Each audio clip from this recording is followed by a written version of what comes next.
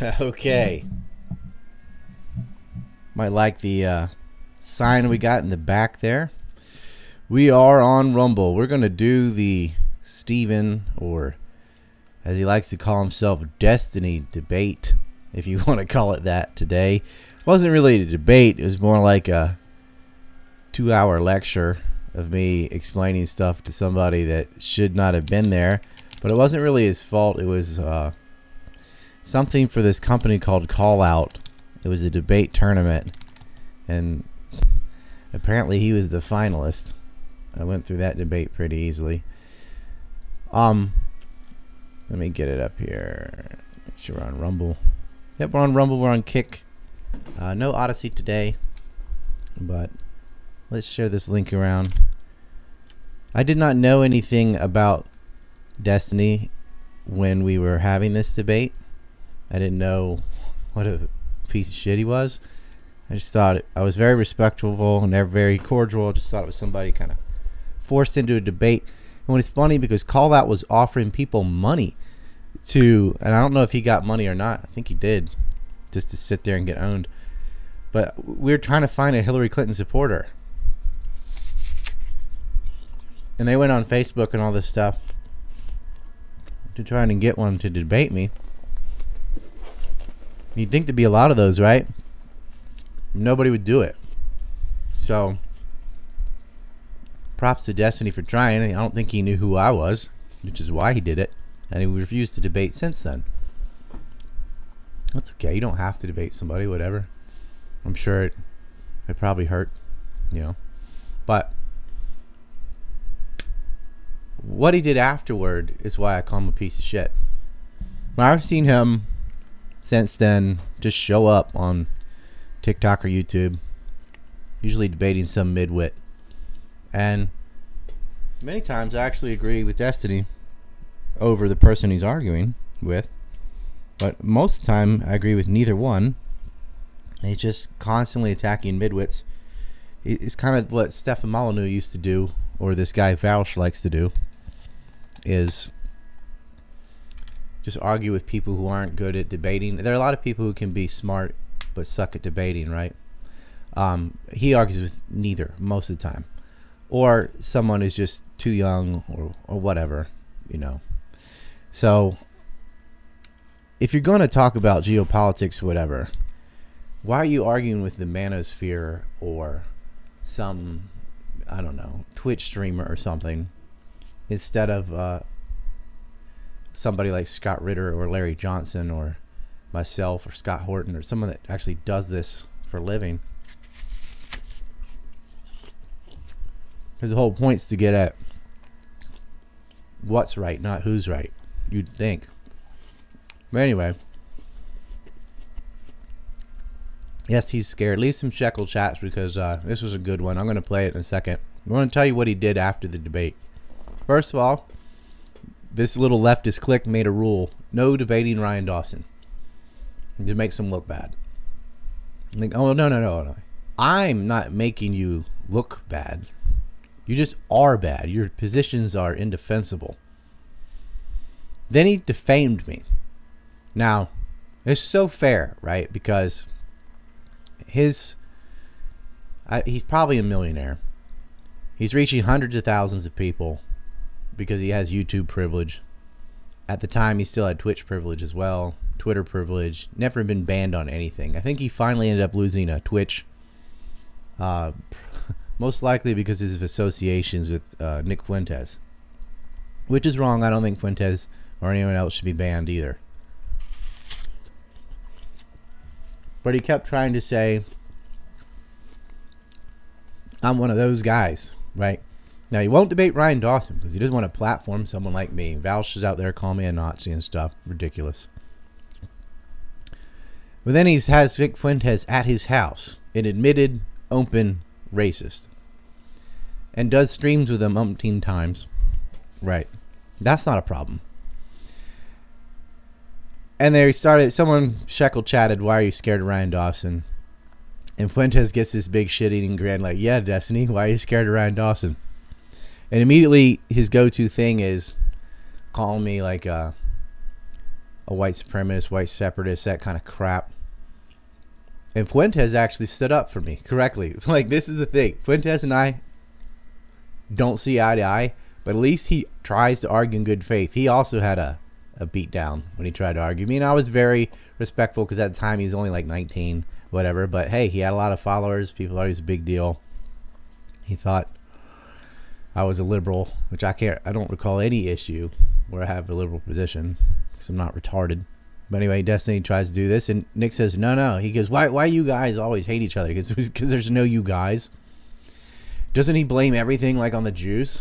No, just Israel. The Fuentes said, no, not the Jews, Israel, right? Nick Fuentes, of all people, is being honest about my positions and relays it to Destiny. You know what Destiny does? Instead of correcting what he just said, just, oh, okay, and moves along. Then he keeps saying it anyway for months, right? Then Fuentes calls me a liberal and an atheist. He thinks having bleeding heart for Palestinians is like a liberal conservative thing. I would just call it a normal versus psychotic thing. Why would you not care about anybody, any population, any ethnicity, anywhere whose children are being murdered by God's chosen lunatics? The GCL. But he had nothing, no comeback to that. Oh, not the Jews? Shit. Because that was his weapon. Next, he goes on Twitter. Again, I'm still not allowed on Twitter at this point. Still not allowed on any other platform. And starts saying that I'm one of these people that, like a moon landing denier. Okay, all of you who know me know how much I hate the kook stuff. Never said anything about the moon landing. We went to the moon. I know that he knows that. And just making up excuses, right? Like, I would not want to waste my time debating the top flat earther or something, because it's just a waste of my damn day. But actually, I'd probably do it, but I can understand why someone wouldn't. That's not what happened. What happened really, as you'll see in this debate, is what he starts admitting at the end of it. He was just in over his head and didn't know as much as I did. So his third excuse then is, oh, this guy just has some niche, like autistic encyclopedic brain to bring up this paper or that on the fly he can't respond to. No, bitch. We had an argument about Trump versus Hillary. So you had a very broad range of topics of foreign policy, domestic policy, anything you wanted to bring up, you could. And everything you brought up, you got stomped on because Hillary's indefensible. I did not take some obscure, whisper in an elevator or whatever. I was quoting to you reports by our own DIA, right, at the time when they were, this is in the Levant report, and you can see it, it's the DIA, okay? This isn't some obscure organization, right? This is our own government, right?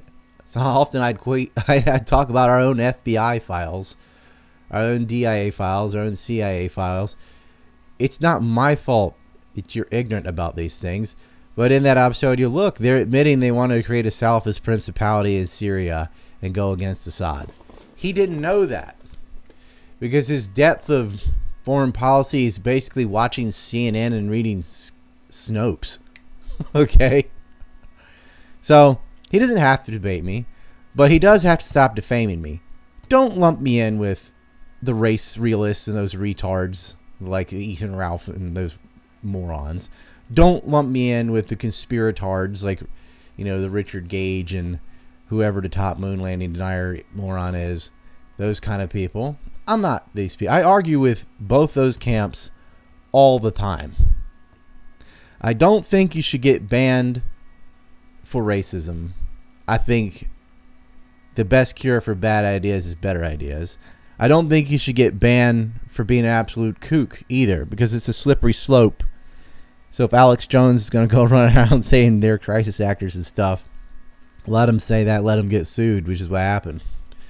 But I don't want the government or someone else deciding what's disinformation, because we know what'll happen, right? That's why you weren't allowed to talk freely about Corona. or September 11th or any of these things, right? You know, the kooks, I can't stand them. I don't like racism either, but I believe in free speech. Anyway, I'm not in those camps, and he didn't know how to handle me. He'll never debate me again, I know this. He said to Sneeko he would if, and listed all these conditions, but the dude's full of shit. He's literally a blue-haired cuck. Likes cuckolding. Watching, you know, knowing his girlfriend is smashing other guys. Of course, so is he. He's bisexual. Whatever. I think he's got a child, or maybe more than one. I don't know. God help that kid. Your dad is getting pegged by other dudes, and so is your mom. Yeah, great, stable, nuclear family there. Anyway. I thought I'd replay this just to bully him a little bit because, look, I've been banned on the everything. I'm not making tons of money doing this stuff or anything. I'm doing this. In fact, I would make a lot more if I didn't do this. But I take the stances that I have, knowing they're not monetizable, knowing that it's going to have me kicked off of everything. This is what I believe, and I believe in justice. That's why I boycott Israel on my door. I think it's wrong to colonize people. I think it's wrong to build racial colonies that they like to call settlements. It's funny because in this debate, I talk about the coup in Ukraine. All nonchalantly, Destiny has no response. Like, oh, it wasn't a coup. That's what he'll say now, right? It's like back then, this is, 2016, I think. It was clearly there was a coup. There was an ongoing war in Donbass, right? Ends up culminating in the death of 14,000 people. So he knows that this is not some unjustified and unprovoked. Now, you can argue about the justification, but you can't say it's unprovoked, right? He had nothing to say about it back then because he didn't have his talking points spoon-fed to him by three-letter networks back then, right? He's a grifter. He knows what you have to say to make money. Either just blah blah and say nothing at all so you're not a threat to the system, or just be a diehard, dyed-in-the-wool liberal for what that means nowadays, just being a woke asshole, essentially.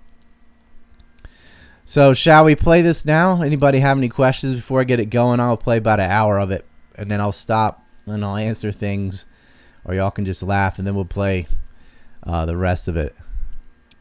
I'm going to give people time. I know there's like a minute lag. Let's get in here. We play let's get a lot of Greed Martin in here while we're letting people share the links, trickle in. Let's see.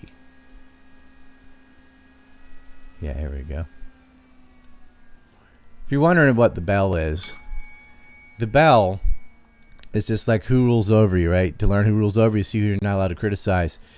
There are certain things you can't say, especially the J word, when you're talking about Jewish supremacists, for example.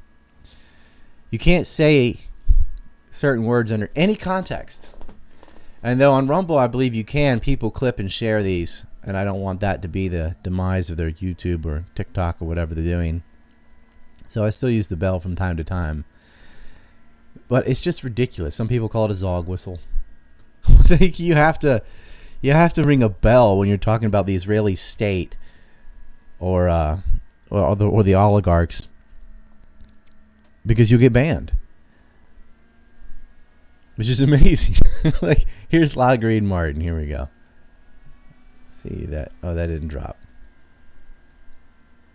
Lot of Greed Martin, proud producer and proprietor, patriotic projectile party poppers. Got some uppity brown people making trouble for your empire. Replace them with a charred freighter and a cloud of white smoke.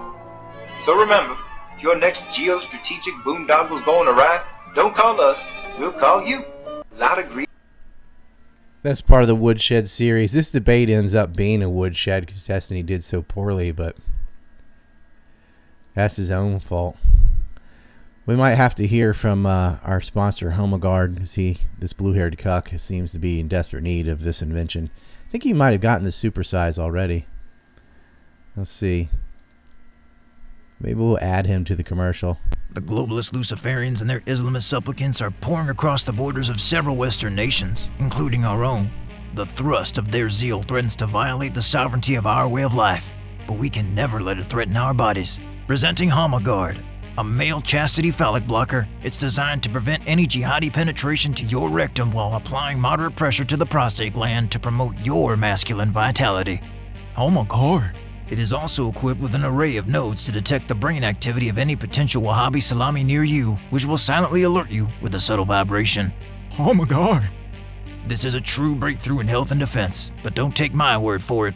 Homogard made me feel safe, but I'm insecure in a whole nother way now. I never knew just how many Wahhabi terrorists were near me all the time. Thanks, Homogard.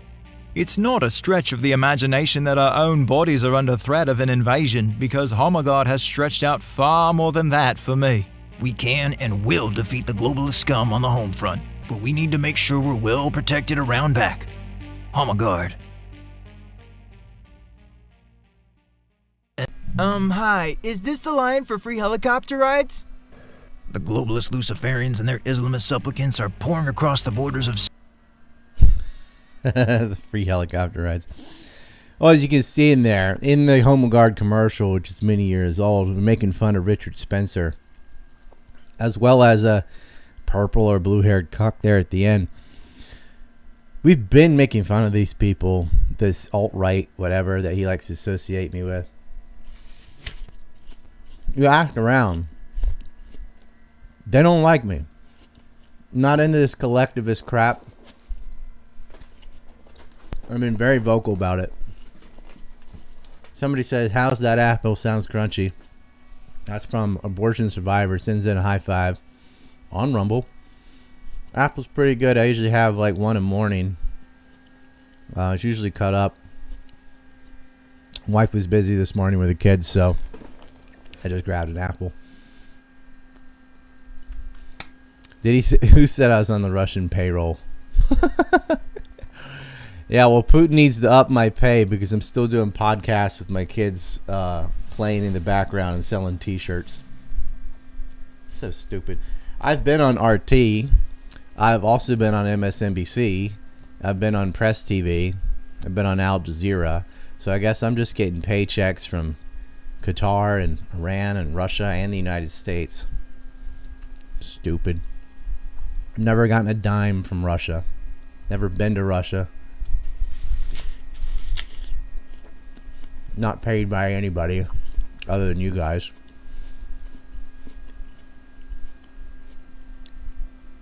Russian payroll. Well, maybe he said that as figure of speech. Because I don't support neo-Nazis in Ukraine.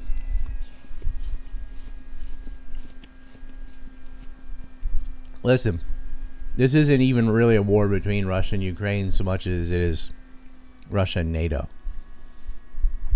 Right. It's very predictable, very foreseeable. I wish it would end. I hate war. Whole generation of Ukrainian men are getting wiped out. It's irreplaceable. Over 10 million refugees. It was ruined that country. But they shouldn't have attacked the Donbass for 8 years.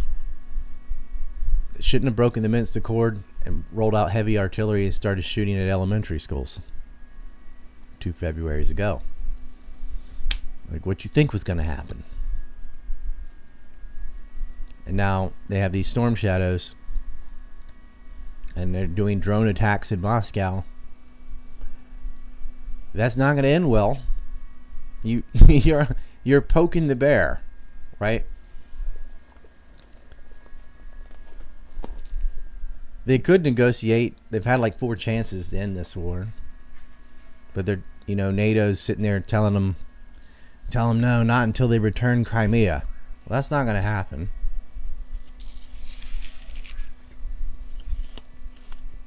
You're stupid. Ukraine's had bad leadership cyclically. It's been run by oligarchs. I mean, that place, from Holodomor to being invaded by Nazis and then communists, and then having a bunch of oligarchs bleed them dry. They're the largest human trafficking ring, from Kiev to Tel Aviv. Ihor Kolomoisky puts a TV show together with Zelensky as the actor of president, and then he becomes president. Klitschko becomes like a governor. It's clown world over there. Kolomoisky is who had Burisma Holdings, the hunter that Hunter Biden worked for. The artist, the guy. What's he doing? Paintings now. MAGA Republican Top G says, "Hey Ryan, love your work. Where can I hear your opinions on the moon landing? I didn't think we landed on the moon, but there's one person that would change my mind. It would be you. Thanks." Yes, we went to the moon. We even put robots on Mars. Some of you are probably benefiting from the satellites that are in space, which does exist, orbiting the round Earth. It's just bad that we have to argue about the shape of the planet. I don't know if this is a result of legalizing weed or what. The Earth is round. Okay? You don't have to argue with people about that and give them trigonometry or anything. Simple common sense stuff. You can't see the sun at night. Why not? It's the brightest star in the day. Bright enough to light up, one half of your frisbee or whatever. What do you think it's on the other side of the... I think they think it's shaped like a pizza, right? Round but flat. Then how come at night it goes away? It's no longer the brightest. Where is it? And if it's on the other side, then you have to explain, okay, so what's on the bottom side of the frisbee? They don't have it like that. Their map it's all squished in the middle, and there's this giant ice wall around everything, like Game of Thrones or something. But yeah, I'm in Korea right now. It's sunny. I can turn the camera around and show you it's daytime, and it's probably nighttime, let's say on the east coast of the United States, right? There are internet cables and things that go all the way across the ocean. You can get on a plane. I can fly from the East Coast to California, and then fly from California to Japan, and then fly from Japan to Ireland, and then fly from Ireland to, say, Washington, D.C. Always going west the whole time, right? You people, and I understand why people are super skeptical, but what happens is the government lies to them about everything. War, medical health, and so on. So it gets to the point where they don't know what to trust. Now, why should you have to trust anything? You ought to understand things instead of having to trust somebody, instead of having it being authoritarian. Well, so-and-so said so, whatever. But not everyone can have a master of all trades. So sometimes you're going to have to just trust the scientists, or trust the whatever the subject is. You trust the expert sometimes, but always try to trust and verify. And this isn't something super difficult. There's no benefit to lying about the shape of the Earth if you think NASA's doing it or whatever, or lying the moon landing. You'd have to get the Soviet Union and every other state to go along with the conspiracy that America landed on the moon, right? You'd have to get everybody to do that. It would almost be harder to fake the footage and everything than to just go. And people are like, why haven't we been back? Okay, that's a nice question. It cost, at that time, millions of dollars to reach the moon.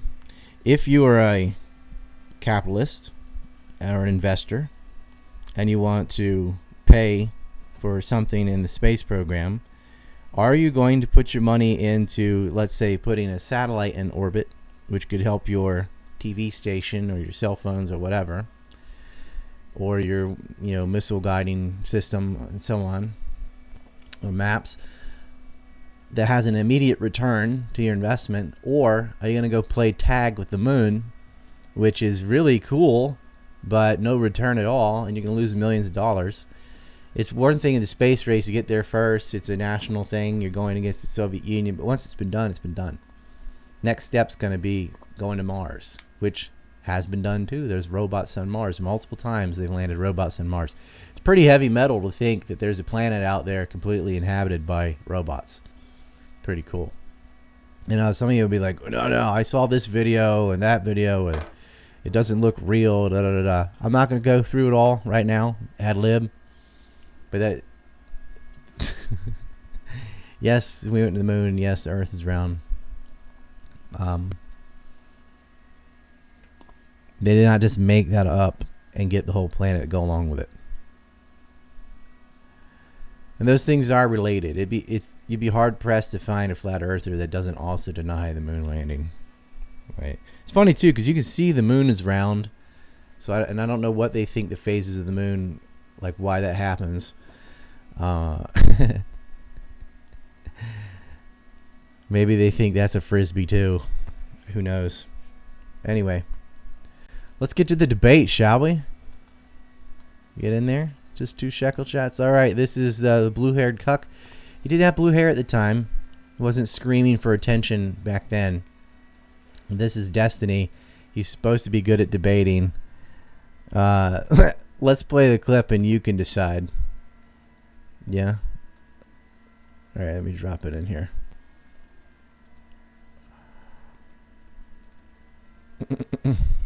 Part 1. Share this around, because this is a funny beatdown with someone who definitely deserved it.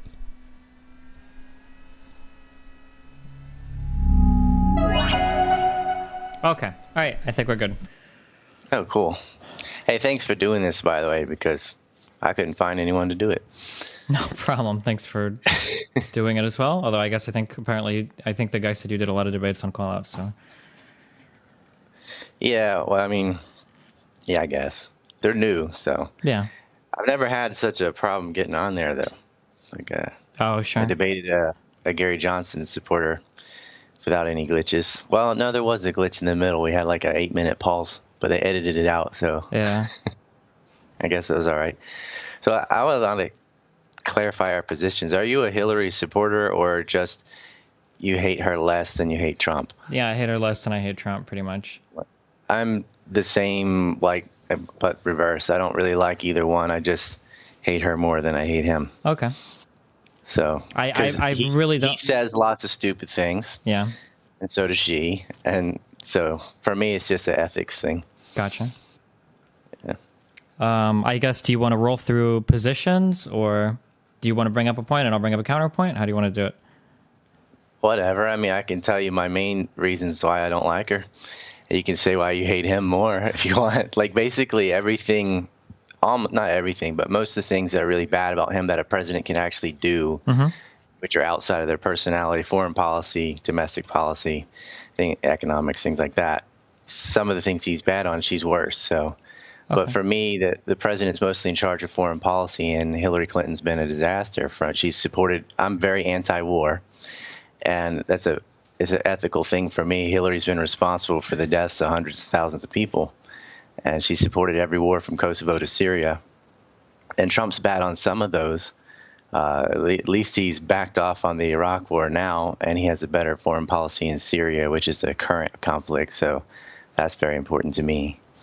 So I guess speaking then exactly to the anti-war thing, I'm very anti-war too. And of all the positions that I think that Hillary has that are the least tenable, I would say that her foreign policy is probably the worst. In terms of being a warmonger, though, I feel like Trump has made so many outlandish comments in regards to how he would conduct himself via foreign policy that, I don't know, it's kind of a hard buy for me that Trump would be better in terms of foreign policy than Hillary when it comes to doing the war things.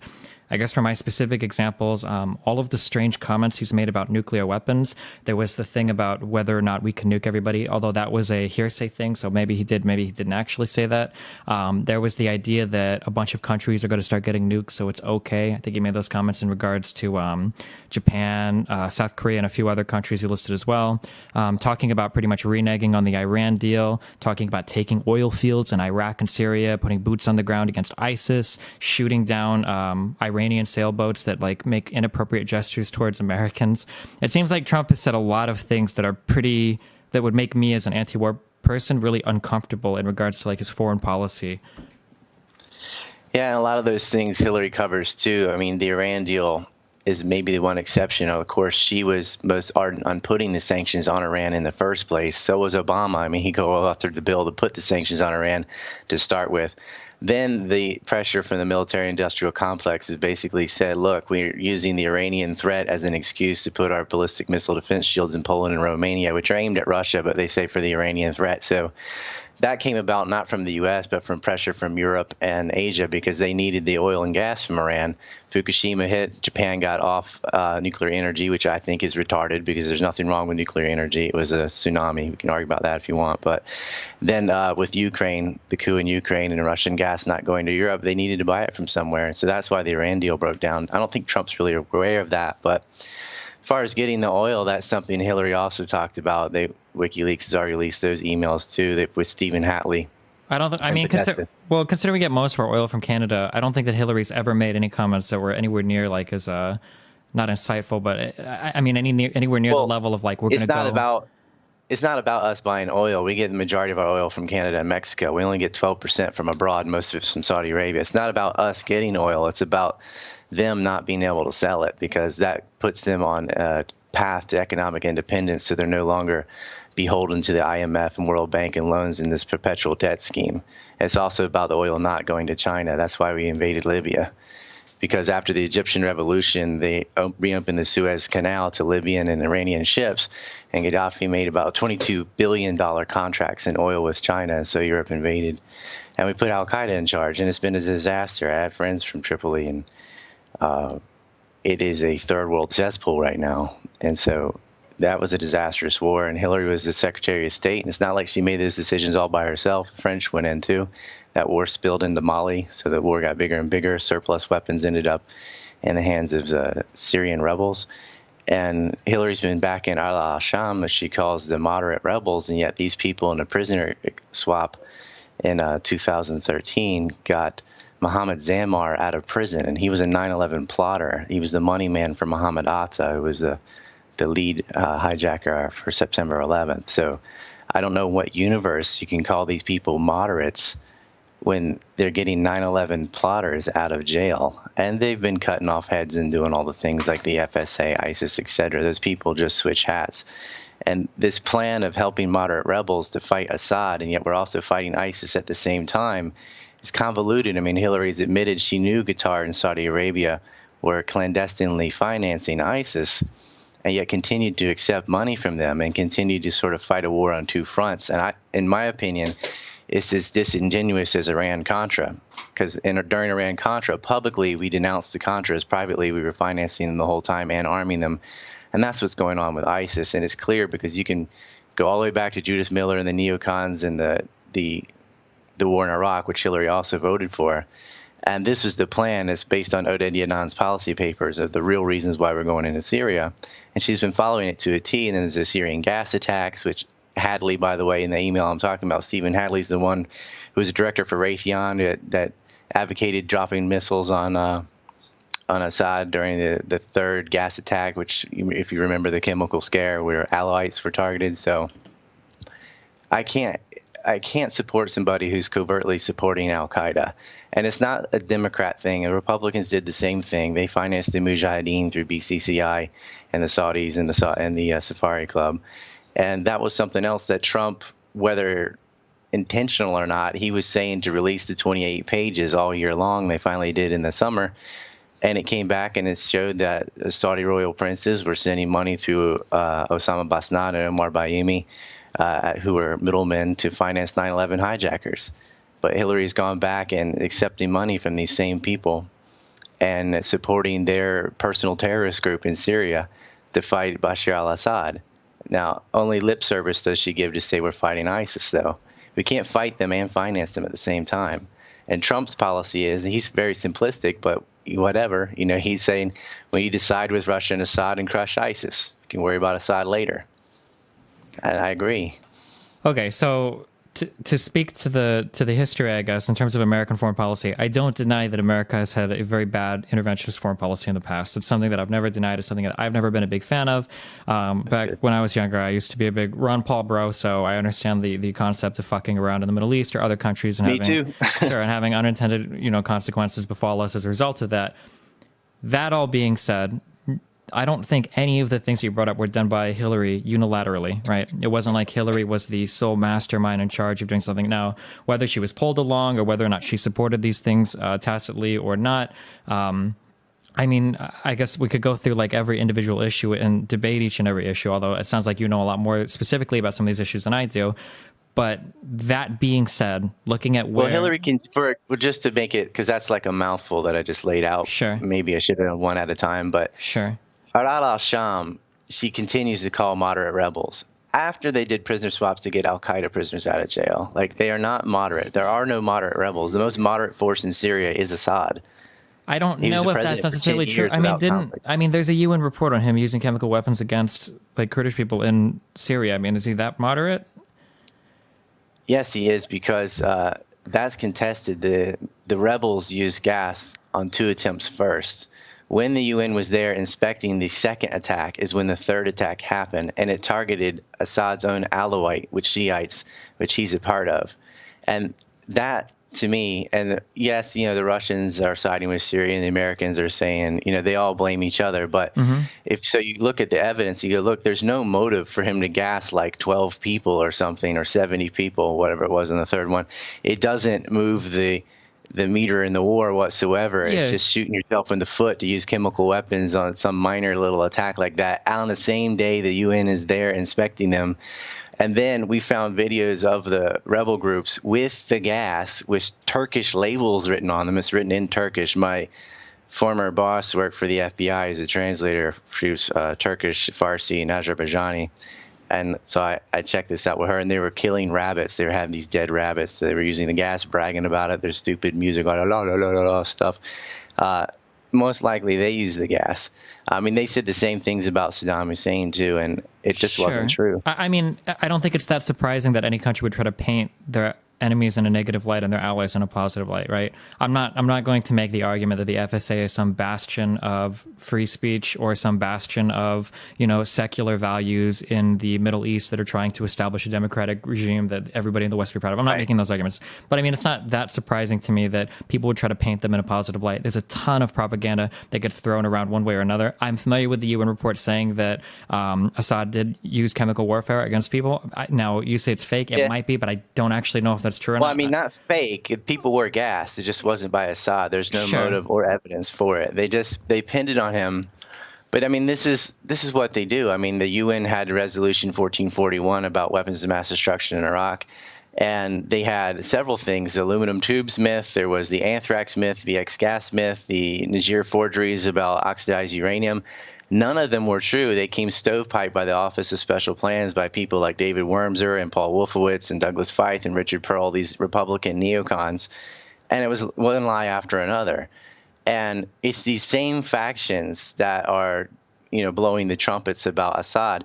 And Bashar al-Assad was the president for 10 years, almost 11 years, before there were any conflict. And his vice president's a woman. I mean, he's very secular. And his, basically the Sunnis are the majority, and he has all these minorities, Shiites, Druze, Christians, and whatever, in one group. And so as a coalition, they stand up against the Sunnis. This Wahhabi faction of Sunni Islam, that's ISIS, the FSA, etc., and they're foreign mercenaries. And their weapons aren't even their own. I mean, Obama sent the non-lethal aid package. I'm sure you've seen ISIS driving around on these Toyota Hilux trucks, all with brand new paint and everything. They came through Croatia to Turkey and then down to the FSA. But it's ISIS that ends up with them. We're always accidentally giving them weapons. That's the plausible deniability. That's why I see it the same way as Iran-Contra. And I correctly predicted Iran-Contra as a child. And I've been right on Iraq, and I've been right on Syria, too. The internal memos and things about oil pipelines are things I made videos about in 2012 with 500,000 views, and it's being vindicated. So I'm just putting that credentials out there. With the gas attack with Assad, they never really offered any evidence. They looked at the gas. The evidence actually pointed the other direction, and there's no motive whatsoever for him to gas his own tribe in the middle of an inspection, in the middle of a so-called civil war. Gotcha. I can't speak to the specifics of the UN report because I'm not familiar with it. even if you are correct in those cases, I guess what makes you think that if there's this giant military industrial complex with all of these, foreign policy decisions that have been made, throughout the history of the United States and all of these different parts of the government that have been involved in it, why would Trump take us in a more peaceful direction rather than a more aggressive one? What's your rationale for that?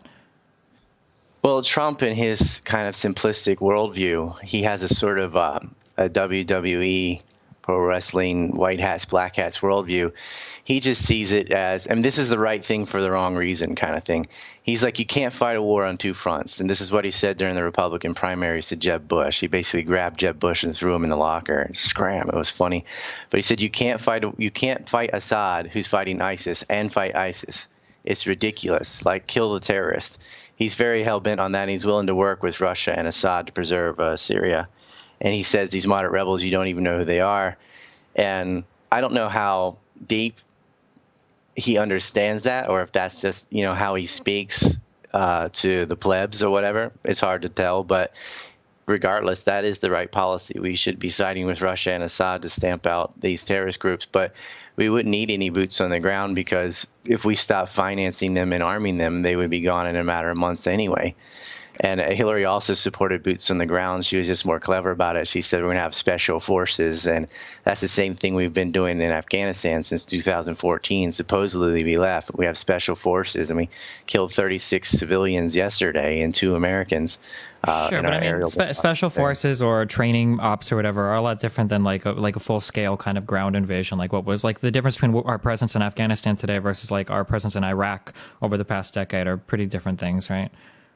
Oh, yeah, for sure. But that's what we have them in there now anyway. But what we're doing is boots through proxy, because we've got all these people from Libya and all these Takfiri fighters and Saudis, Qataris, all these foreign fighters. Kosovo, too. One of the ISIS commanders is a Kosovar, and he was trained in a Saudi madrasa school right across the street from Bill Clinton's statue in Kosovo. Bill Clinton's there from that pointless endeavor. And so a lot of these foreign mercenaries are coming from these schools. There are a network of schools that Saudi Arabia has put like all around the entire Middle East, where they preach this Salafist Wahhabi Islam. And in our own DIA reports, and Michael Flynn talks about this, the general, they admitted that the U.S. was creating a Salafist principality, and that was our intended goal, was to create ISIS. They were calling them ISIL at the time, but same thing. To create a Salafist principality to fight Bashar al-Assad. And furthermore, Hillary's own emails also admitted that this was the goal, to topple Assad, because that's what the Israelis wanted. And, Israel has a big lobby in the United States. Syria doesn't. Documents on the screen. I mean, like, if I buy what you're saying in regards to Hillary will continue this foreign policy in this direction, I guess I feel like it would be a stronger argument if I had heard Trump mention literally a single thing that you just said, which he hasn't. Well, he did in the Republican primaries. That's what he was saying. Mentioned what? He said you can't fight a war on two fronts, and that we would have to side with the government of Syria and the Russians and stamp out ISIS. Sure, but his approach to fighting a war has always been like insanely juvenile. Like his approach has been literal boots on the ground. He's saying like we never should have left Iraq, that we need to go and capture oil fields from Iraq and Syria. Like it's never been with any sort of nuance or finesse or with any kind of idea that he has like a understanding of what's going on. Like. It's like he's getting his talking points from Sean Hannity. Like, we never should have left Iraq stuff. We never should have gone into Iraq, for one. But, yes, we should have left Iraq, but not the way we did, because we just stationed contractors. We got rid of combat troops, and then they redefined the definition of what counts as a combat troop. This is the same thing Obama did with nuclear weapons. He got a Nobel Peace Prize because supposedly he reduced the number of nuclear weapons, and Trump gets on their case about that. But we didn't actually. All they did was, if a bomber holds X number of warheads, they count that as one because it's one plane rather than counting the warheads. So they just played with the math. We did not reduce our nuclear weapons. We have more than anybody. What we did is reduced it on paper. And that's what they did with the combat troops in Iraq, is on paper, yeah, we don't have as large of a military force there, but they did not reduce it as much as they announced. And then all these contractors in Blackwater and these sort of quasi-private, quasi-government entities are still there with troops. And they're also in Kuwait. And so we never really left Iraq. So you think that the big military pullout that was advertised and all of that, you think that was mostly false? I mean, we did reduce our troops some, but not nearly When you as say much some, as do you mean like what percentage? You like we really only like took out 10% or 20% or? No, we took out probably 40%, but it's hard to say because we replaced them with mercenaries and contractors anyway. And Gotcha. so Because it seems like you as don't soon have- as we pulled out of Iraq, when ISIS started to take over, like shortly after that, I mean, it seems if we still had a huge presence there, or as huge as you claim we were hiding there, why would ISIS be able to gain so much ground? because we started financing ISIS, that was the next stage. Was after the Libyan invasion was Syria. I mean, this plan was spelled out by Richard Perle, who was the defense policy chairman in the Defense Department. This is back during the Bush administration, where Wesley Clark even came out and said, and he ran for president, if you remember. He came out and said, he's a Democrat, and he came out and said, we've got a list of 7 countries they want to invade. And, post 9/11, they're like, look, Cold War's over. Russia can't stop us. It's on. We've got all the clout in the world to take out the Middle East and control these resources, And Syria and Libya were both part of that list. And prior to that, there's the Oded Yanan plan from the Israeli strategist that was translated in English. And there's the Clean Break Papers, also by Richard Perle. This is the architect of this whole thing. Stating the need and reasons why the U.S. would invade Syria and how they could use proxy forces. And that's exactly what we've done. Like, they literally wrote it down Mein Kampf style before they did it. I guess, and again, because I can't speak to the depth of knowledge that you have about these particular things, but it's really hard for me to buy that Trump would take us in a different direction when I feel like I followed most of what Trump has said regarding foreign policy very closely, and nothing that he's mentioned has given any indication whatsoever that there was any kind of deeper anything like this going on. I guess, do you understand it from my point of view, how... Oh, yeah. Well, Trump doesn't know anything that I just said. Hardly, not anything. He knows some of it, but all he knows is don't fight a war on 2 fronts, get rid of ISIS. I'm splitting hairs here because you're talking about Trump or Hillary, right? Gotcha. So both are awful. Well, Hillary is more knowledgeable, but she's evil. I mean, she's accepting money from Qatar and Saudi Arabia. And so this gambit of covertly financing terrorists, privateer style, like the British used to do, about privateers, that's not going to stop. So after Syria, it's going to be Lebanon and so on. And I just want this death machine over. Libya was a disaster, and Syria's been a disaster, and all we have to do is stop financing them. Every time there's been Obama has been reluctant to have a no-fly zone, which is good because ISIS doesn't have an air force. So the only people affected by the no-fly zone are the Russians and ourselves. And when they finally did that, they had a ceasefire agreement last month.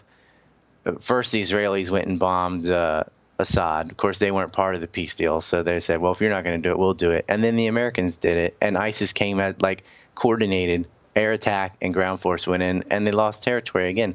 Russia was the only one that upheld their end of the bargain. They stopped bombing the terrorist groups.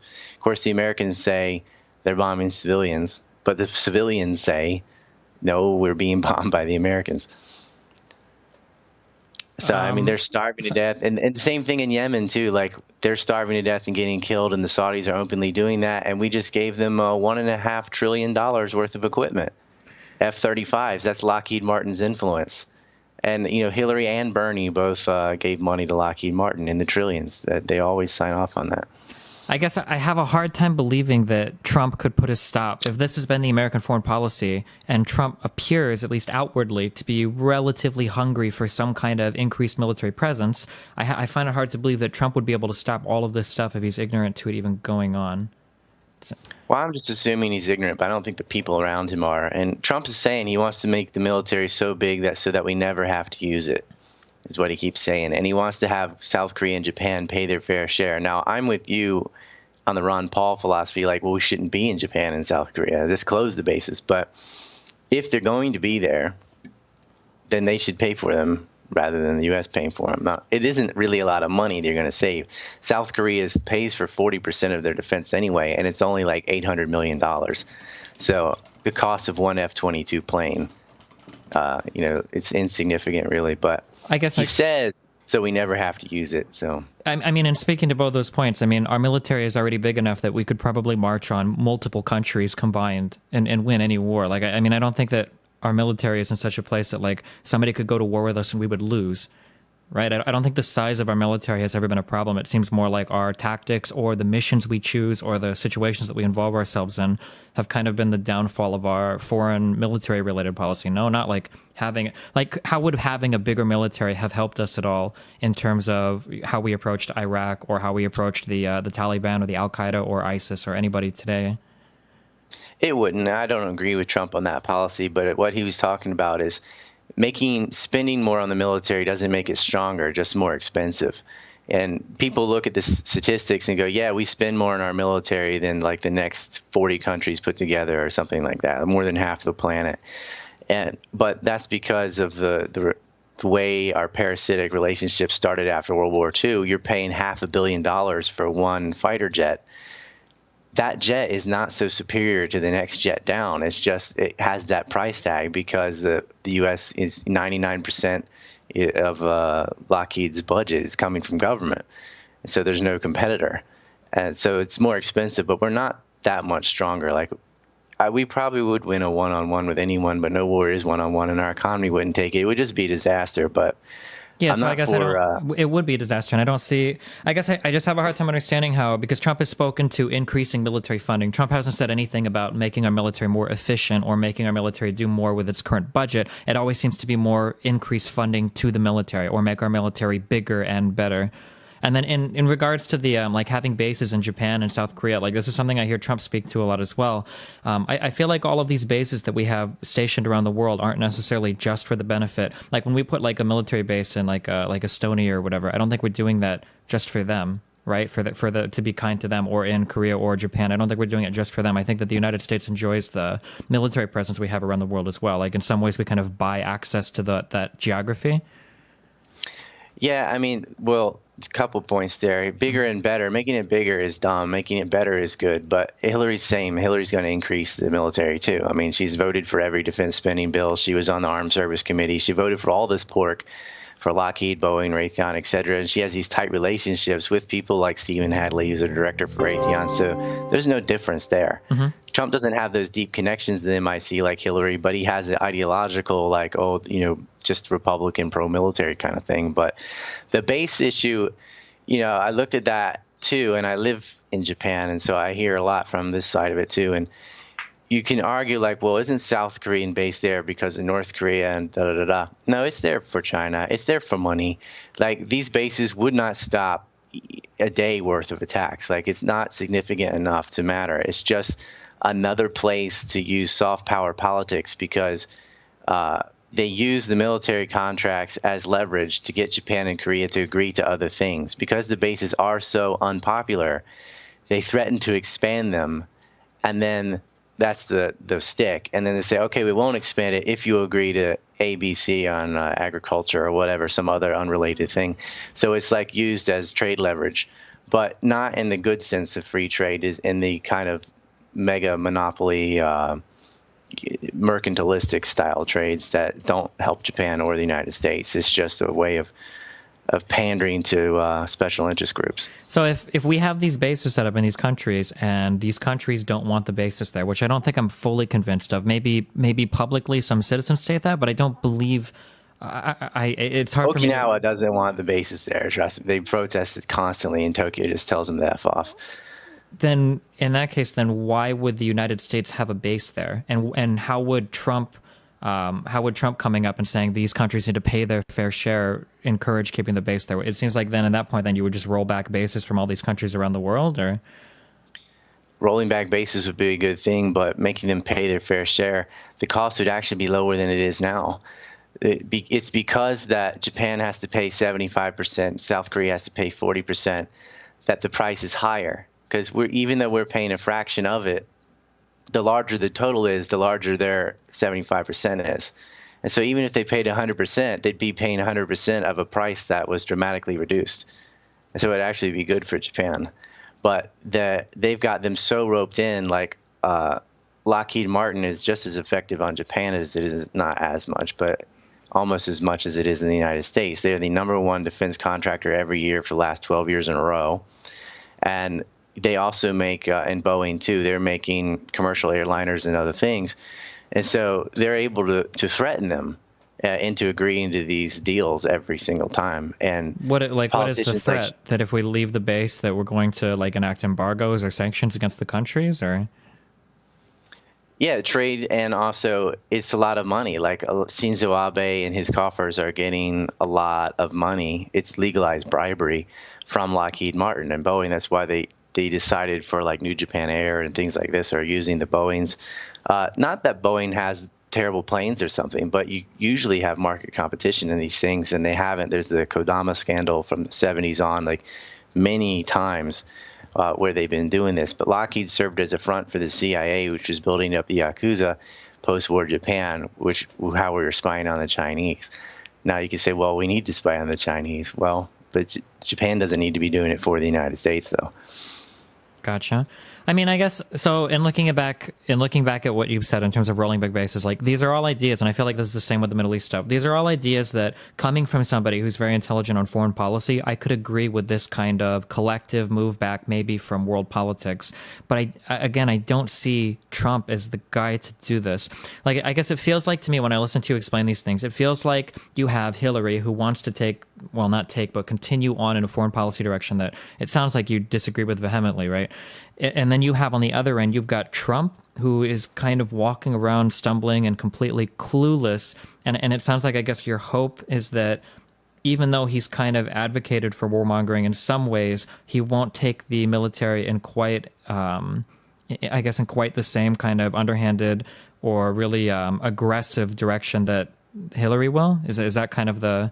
Well, he's basically just about as bad as her on the rest of it, like the bases and stuff. She's just as bad as him. He's just as bad as her, but he's better on Syria, which is a current major conflict. So stopping the war on two fronts is a big issue for me. I guess and he wants to cut aid to Saudi Arabia, which is, fuck Saudi Arabia. I mean, they stone women to death and they're starving kids in Yemen. So sure, that's a good thing. So in looking at, you say that he's better on Saudi Arabia. I guess like to think of like a comparison, it sounds like a store manager coming in, and then you've got two store managers, one who wants to move the store in one direction that maybe, keeps wages for cashiers lower. And then the other guy comes in and he goes, I want to pay all cashiers $30 an hour. And then the argument is, well, at least that guy wants to, give everybody $30 an hour. I'm going to go with him, right? But the argument from that store manager is so naive that it's hard to believe that not only could he enact anything if he was in the position to, but he probably doesn't even understand enough to do it. I feel like that's the same thing with Trump. Like maybe in a roundabout way, when Trump says something like, we can't fight a war on two fronts, I guess like it sounds like you're filling in a lot of blanks for him that I don't know if he would fill them in the same way. Like when you say maybe he would roll back presence in like Syria or whatever, like how do you know he doesn't want to put 30,000 troops in Iraq and literally march on the oil fields being controlled in both countries and then hold it against Syria, and have Americans stationed there, perpetually? Like how do you know that he wouldn't take it in that direction? I think the analogy with the store is more like, because you're not talking about enacting things, you're just talking about stopping things we're already doing. Yeah, but what power does Trump have to stop? More like telling the store manager to stop taking a shit on the floor. Sure. Like, stop taking well, a but shit if on the that floor. shit was being taken on by like 15,000 different employees, right, and not just a store manager, like how is Trump going to stop so much of the military-industrial complex when he's promised to increase funding to the military? How is Trump going to stop all of these different parts of government from what they're doing in the Middle East if he's not even educated on what's going on over there? They both want to increase spending on the military. I don't like him for that. It's just that the direction he wants to take the military is that he wants to stop financing Al-Qaeda and Saudi Arabia, because Saudi Arabia finances Al-Qaeda too. Mm-hmm. And he doesn't want to continue bombing the Syrian army, which is easy. As commander-in-chief, you say, stop bombing the Syrian army. You don't have to go through Congress or anything. You say, all right, that's the direction our generals are going to do. We're going to bomb ISIS exclusively and stop attacking Assad. And that's the right direction. I guess. So then in terms of, I guess, to poke out one specific thing there, how do we ever put pressure on Saudi Arabia when Saudi Arabia has so much to do with like the way that oil works around the world, and in terms of OPEC prices and everything? Like, it is difficult. It is hard to deal with Saudi Arabia because even though the U.S. is not as dependent, a lot of our allies are. They gobble up that oil. They have the largest oil reserves in the world, Iraq number 2. But you do not have to assist Saudi Arabia in their war against Yemen, for example. I mean, we weren't before. That started with Obama. Not that, Bush wouldn't have done it. He probably would have. But You don't have to assist them in that. You don't have to give them foreign aid. You don't have to sell them all these Lockheed products. You have to chip away at it. And Saudi Arabia has been our ally in the sense of increasing oil production on purpose to hurt the Soviet Union back in the day, for example, because they're an oil exporter. But the Soviet Union is gone. And, there are other sources of oil, shale, and other sources of oil to buy. It's not going to hurt the United States so much. Europe can deal with Saudi Arabia themselves. But we cannot be supporting this backward, like 15th century morality type of state and all, throwing gays off roofs and all that stuff, and starving. The poorest country in the Middle East is Yemen, and their little bones are sticking out of their bodies and stuff. Is horrible. Like, I morally can't, regardless of the consequences to Lockheed Martin, I don't care if Lockheed Martin's stock price goes down. We have to stop killing children. And in the long run, peace and trade are more beneficial to economics. Yeah, I mean, I feel like we're kind of going in circles. Like, I agree with everything that you're saying. And if I heard somebody get up and give like a 15-minute comprehensive overview of our relationship with Saudi Arabia, how we could wean ourselves off of them diplomatically, and how there wouldn't be, or how we would mitigate like the insane amount of negative fallout of being on Saudi Arabia's bad side, I guess I would be more willing to buy into that. Not more willing. I would be excited to buy into that candidacy of foreign policy.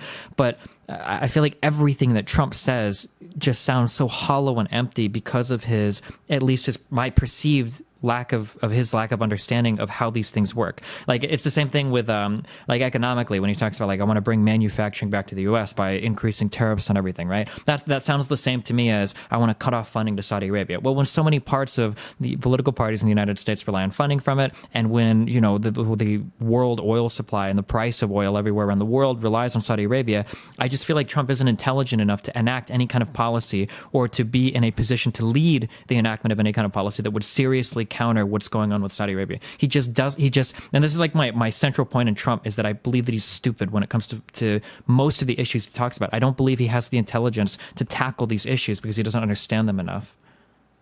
I mean, Hillary said her own stupid things too. Like during the debate, she told the world it took us 4 minutes for our nuclear response time. That was dumb. But also during the same debate, she said Mosul was on the border with Syria. It's not. Now, I expect something that stupid coming from Trump. Mm-hmm. My door's ringing. Yeah, I can give you a minute. That's fine. Sorry. Anyway, Mosul's not on the border with Syria. Just a second. Sure. It's all the people from Okinawa. How about the military base? Okay. Intermission. So, sure. I was just surprised that somebody who'd been on the Armed Service Committee and been on, the Secretary of State would screw up basic geography like that. She may have just been nervous or whatever, but it seemed like a coached answer. And like that's like saying Texas borders Canada or something. But I mean, a lot of them do that. John McCain said Afghanistan bordered Iraq one time. So sometimes these people that have been career politicians their whole life, they don't even know where the cities are.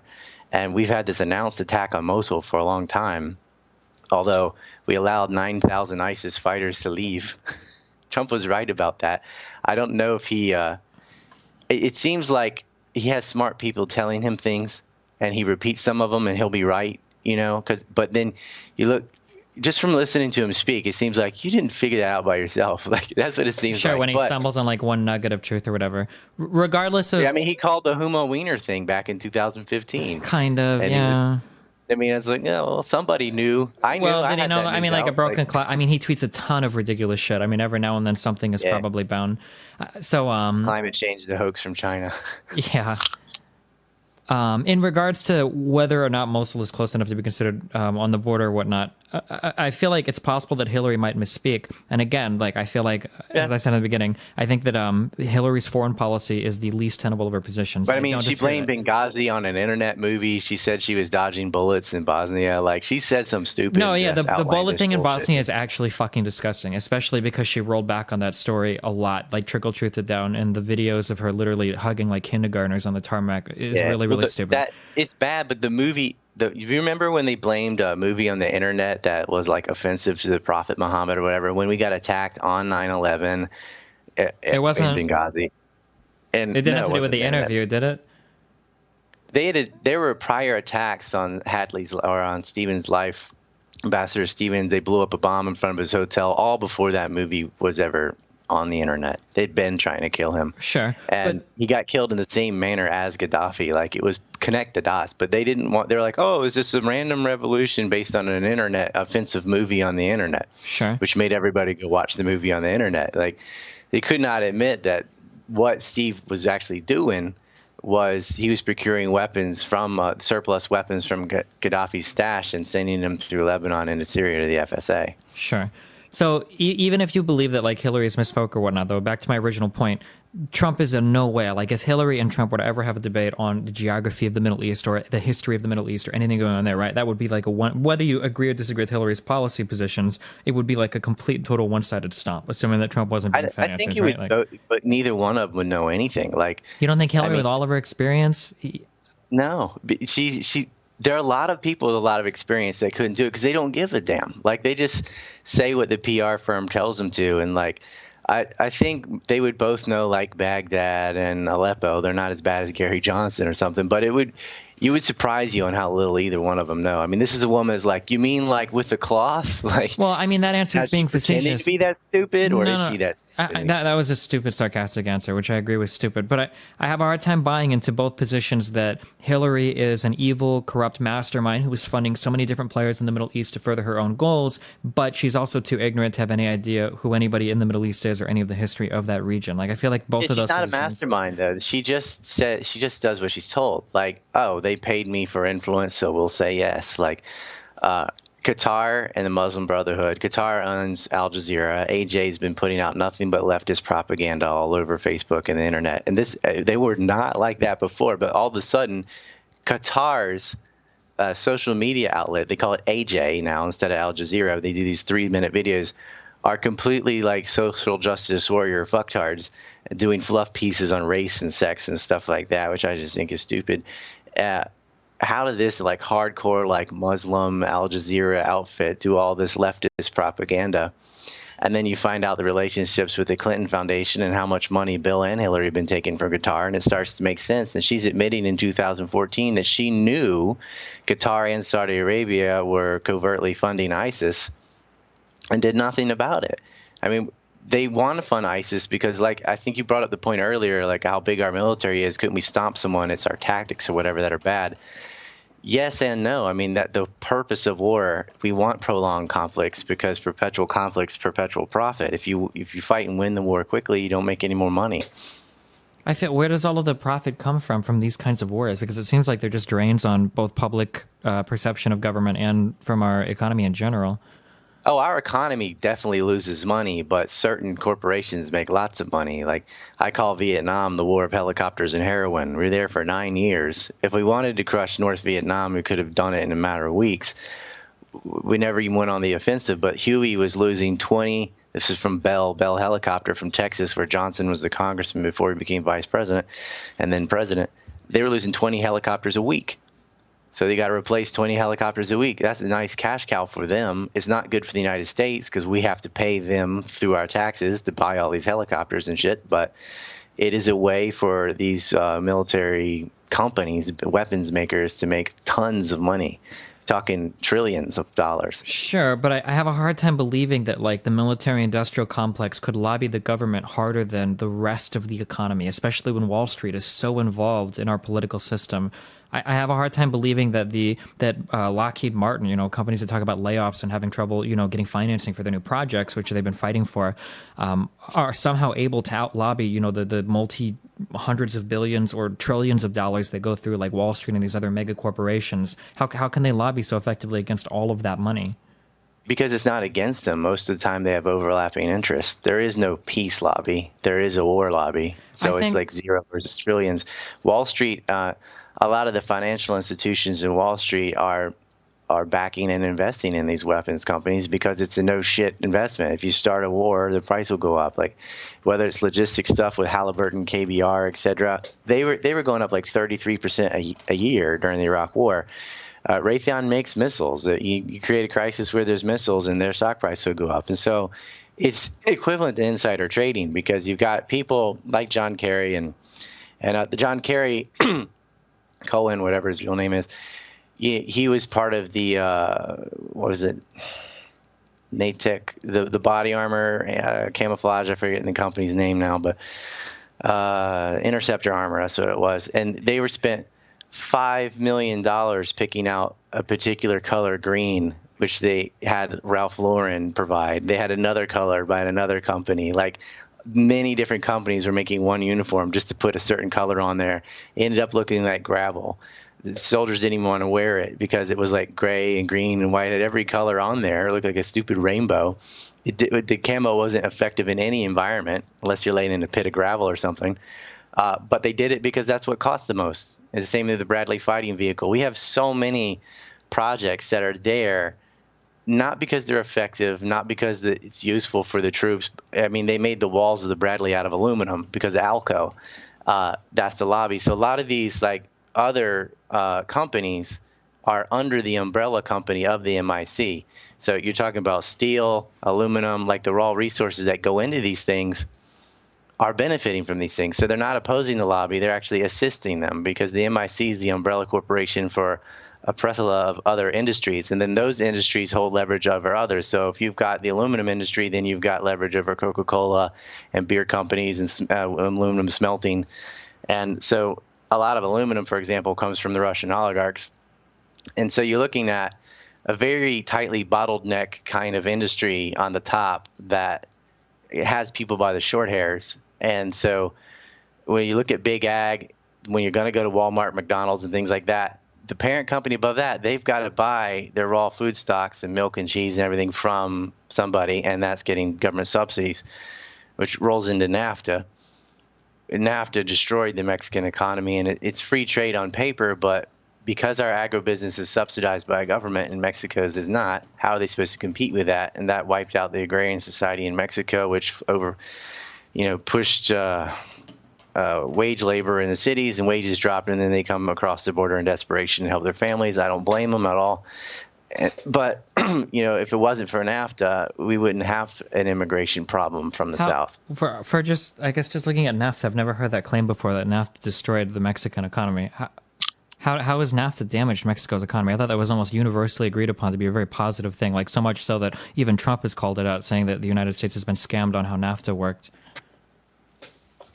Yeah, NAFTA did not help the Mexican economy is what I'm saying. NAFTA, Trump has said what a disaster it was. Hillary refused to answer it. She changed her position on TPP, which I agree with, but not for the reasons that they do, but whatever. I just take it as a win. If they do the right thing, I don't care if they understand why. But Bill Clinton started NAFTA, and it wasn't alone. Like, they all passed it, but NAFTA has not been good for Mexico and not really good for the United States either in the long run, because it's a combination of things, because it's not only wiping out the agricultural base in Mexico, it's on top of that, we get the largest corporate tax rates in the world, or second largest. It's like 35%.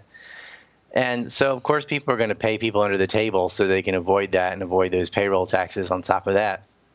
Even if it's the same wages, it's a win-win for the employer and the employee. But if you were to reduce taxes, then maybe businesses would stay in the United States and they might hire American workers as well.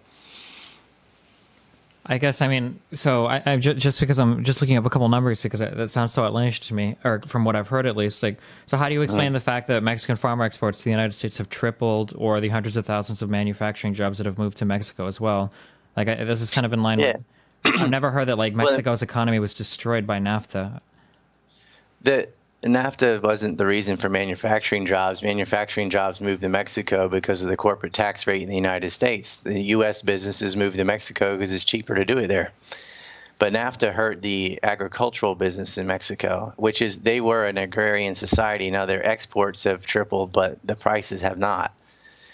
United States and Brazil export more food, I think, than anybody, but a lot of that from Mexico, you're talking about like vanilla and certain products that they do have niches on, but across the board, it's been bad for them. Like, NAFTA has not been a good deal. What are the major negative ways that you think that NAFTA has impacted the country? Like, what figure or fact? Like, if I were to look up purchasing power or median wages, like what would have been like on an uptrend, but was severely destroyed by the implementation of NAFTA? Mainly in like agriculture, fruits and things like that. which you have a lot of them migrating to the U.S. to pick fruit because they can't compete with the sales in the U.S. Now, on paper, it looks like, well, look, sales are up because you'll have a U.S.-owned business in Mexico hiring people. But on a corporate level, they're losing money. But Mexico is made up of oligarchs. I mean, you've got these ultra-rich millionaires and then fairly, compared to the United States, a much lower standard of living for most of the populace. Gotcha. I guess I see that. I see that like corn farmers were hurt by NAFTA, but I feel like you're presenting it maybe like in a little bit more of a negative light than most people agree it to be. I don't know. Well, corn farmer is a good one because, like, the former president of Mexico, Fox, was also the former CEO of Coca-Cola, and Coca-Cola is using corn syrup, and corn syrup subsidized by the government of the United States. That's the reason why corn syrup's in a lot of things instead of sugar. Like Coke in Japan is out of Kyoto is sugar instead of corn syrup because Japan doesn't grow a lot of corn. But it tastes almost the same. But yeah, I don't know the specific agricultural stocks off the top of my head, but I have looked at it in the past. I'm not making this shit up. Like, sure. Yeah. So I guess to finalize, because we kind of got away from the foreign policy, how do we get to NAFTA from? Oh, wait, from foreign policy. I don't remember. I went to get the door for something. We were talking about Mosul. And then we talked about information that both candidates would have on foreign policy, or knowledge, I guess, of the areas. Oh, the tariff thing too. I don't agree with tariff, but well, we can go. Well, I think we should go. Until he could lower the taxes. But. Maybe we should do the tariff later, since that's an economic thing rather than a foreign policy thing. Sure. I guess, how do you feel about Trump's stance on things like Israel? How Trump has called for more support of Israel, and Trump says he's the most pro-Israeli candidate. I mean, I got a Palestinian flag behind my head, but the thing is, I hate his stance on Israel. But I mean, it's fine to be an ally if they didn't have a racial apartheid state. But Hillary's the same thing, so it doesn't matter. Do you think the Democrat support for Israel is going to be quite as, I don't want to say militant, but as extreme as I feel like one of the hallmarks of the Republican Party has been support Bill for... Clinton was Israel's best friend, like more so. Like George Bush's father was the last person to stand up to him, and George Bush Jr. did get the settlements out of Gaza with his roadmap plan. So he did something. But they're all, 99 to 100% for Israel. But Israel's never had a better friend than Bill Clinton. So I don't think Hillary would be much different. Like she stated in her own emails, like the primary reason to topple Assad is because of Israeli pressure. You don't feel like it might be a little bit of anti-Russian sentiments as well for the Assad? She uses that but Russia wasn't even involved for the first 4 years of that conflict, so no. Yeah, but I don't think Russia wants to lose Assad. No, Russia is not like. It's not like they're supporting Syria for philanthropy or something. They don't want to lose their only remaining base in the Mediterranean. They don't want a Sunni corridor hooking up with the Chechen terrorists that the CIA financed to harass the Russians. Like, they're doing it in their own interest. It's not because they care about the Syrian people or anything. It's because it's within Russia's interest to do the right thing. They're not doing it because it's right, though. They're doing it because it helps themselves. In their own interest. It's not like just for Syria. And the U.S. is doing it for the Israeli interests. I mean, Israel has the most powerful lobby there is. Arguably, MIC and Israel are like neck and neck in that regards. I mean, that's why I went to war in Iraq. The real reasons for the war in Iraq were not weapons of mass destruction. Those were the pretexts. Israel wanted to topple Saddam. And it was a bunch of Israeli partisans that came up with every single pre-war lie. It wasn't oil. We could have bought the oil for a lot less than what it took to steal it. And it didn't end up with it anyway. Oil went to China. So despite the fact that Trump and the Republicans in general come out so hard for Israel, you still think he would be the one that, if Israel's the primary driving force or factor in us having a presence in Syria in whatever capacity we do, why do you think that Trump would be able to turn a blind eye to the Israeli pressure there if he comes out so strongly for them? Because Trump doesn't understand that Israel is the reason why we're in Syria. Trump just thinks they're a bunch of terrorists called ISIS and we need to get rid of them and side with Assad.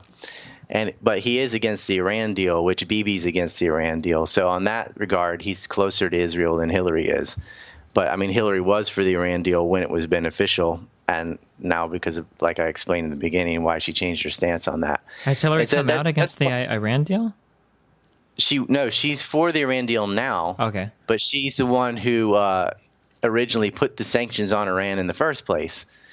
But that was the whole point, because the Iran deal isn't really a deal like Trump believes it is. The Iran deal, they haven't gotten any of their money back yet, and it's just something that sort of placates them to say they we've given one them tiny infraction, and we go, aha. We've given and them some money back, haven't we? Wasn't that the point of was it 150 million or whatever that we shipped via plane that Trump missed? We unfroze their assets, but they still haven't received them. And like, they're still not allowed to use the dollar to buy petrol, which is retarded. Like, there's this big group out there that talks about the petrodollar, and I'm like, I can't stand these people because they just watch movies on YouTube and they don't know what they're talking about. Like, people buy oil in the dollar and they buy reserves because of convenience and to fight against rapid inflation. That's all.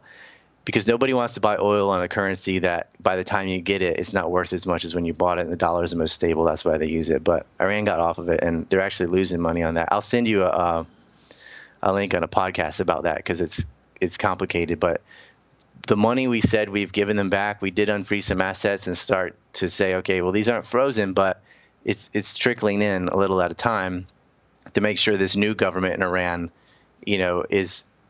behaves the way we want them to. I guess, because at any point we can withdraw it right away. I don't necessarily see it as a contradictory position to be in favor of sanctions on Iran and then move towards instead of sanctions, we can move towards some kind of diplomatic approach to figuring out Iran's problems. I'm not saying it's a contradiction. I'm just saying she originally pushed all the sanctions on Iran when that's what Israel wanted. Mm-hmm.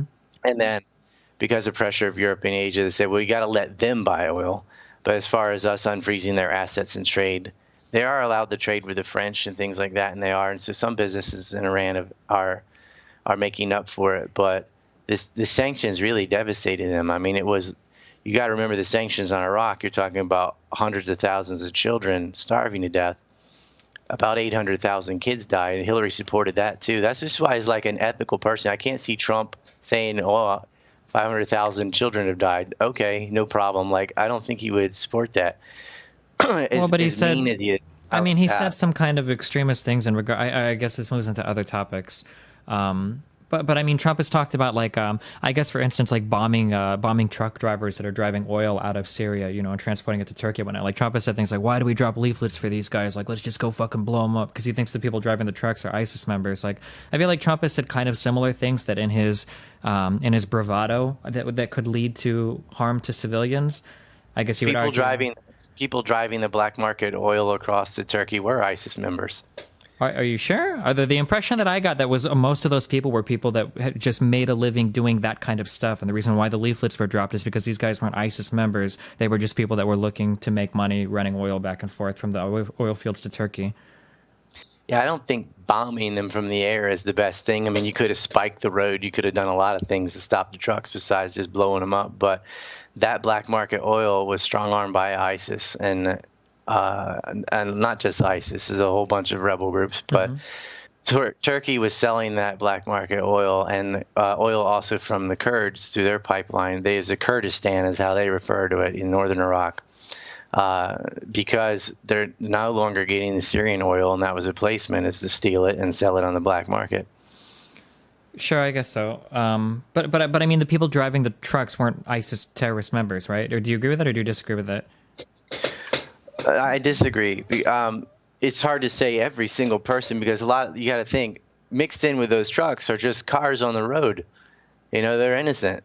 So that's a better argument, just saying, well, that's not a truck. There's a bunch of trucks, but there's some people just driving, going to Turkey for whatever. But in the war, like, you got to stop the flow. Like, with this, I don't agree with war, period. But if you are in a war, like, that's what happens. Like, if they're mixed in with civilians, every nation kills civilians to kill the enemy. I mean, whether it's Ho Chi Minh Trail or whatever, they're going to bomb it. And if you got it in the long run, you end up saving more lives. This is a shitty kind of like decision to make. But if you stop the illegal oil trade into Turkey has basically been brought into the fold now, because the sanctions on Turkey economically with tourism and stuff, and then the bombing of the airport which is most likely ISIS or some Al-Qaeda affiliate, got Turkey out of Syria. I mean, Turkey is starting to side with the Russians now. They're having conflict with the Kurds internally in Turkey, so they have conflict with the Kurds fighting in Syria. They don't want them to carve out a piece and have another Kurdistan on the border of Turkey. I understand their interest in everything, but in Russia stopping their oil flow to Turkey, that was the main leverage left to keep the Turks in. And they also warned Erdogan of the coup against him. And so Turkey has been removed from that conflict. Now it's just Qatar, Saudi Arabia, and the United States versus Lebanon, Iran, and Russia and Syria. So removing a player was worth it for a few truck drivers. Sure. If you look back at how you disapprove of Hillary's stance on Iran in terms of, or it sounds like you disapprove of the extreme sanctioning that went on, that Hillary and Obama supported and co-authored bills for what happened with Iran. How do you feel about Trump's position right now of wanting to go back to sanctioning the hell out of them? Or I think, what did you say? He wanted to make the sanctions twice as bad as they were before, whatever he's quoted as saying. You can't make them twice as bad because they're as bad as you could make them. He won't be able to do that. I'm not worried about it, because to get those sanctions, Obama had to go out and beg and plead with it, because the Europeans and Asians are like, why? What benefit is it to us to stop trade with Iran? We make a lot of money. We buy a lot of gas and oil. What is it? So the U.S. had to offer a lot of things to do that, and Trump will not be able to get them to do it, so I'm not worried about it. I'm a pragmatist. Like, I'm just being realistic. He can do all his New York hyperbole he wants. He's not going to be able to get sanctions back on Iran. Because the U.S. could refuse to buy oil, but we already don't buy any oil from Iran, so who cares? Like, oh, you're going to go from 0 to 0? So, but as long as the Europeans and Asians and others are doing business with Iran, Iran's economy would be fine. But the sanctions were placed on for erroneous reasons. They said they were doing uranium enrichment for a bomb.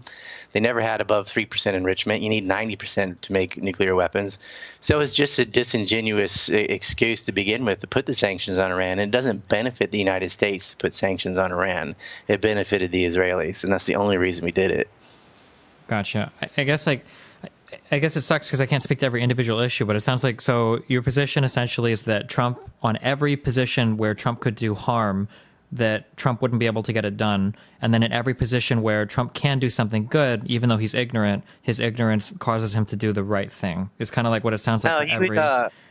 Just that position, really. I mean, most of the things he wants to do bad, he could do. He'd continue his support for Israel, for example. He would, talking about deporting 11 million people or whatever, even if he got a fraction of that done, it's pointless. Like, strike the root. If you quit exporting bombs, you won't import refugees. And if you really do negotiate the trade deals, then you won't have so many migrants and stuff. So it's a kind of two-pronged problem. But most of the things that he would do bad, he'll continue to do, but so would Hillary. So it's like, yep, he sucks on Iran, so does she. He sucks on Israel, so does she.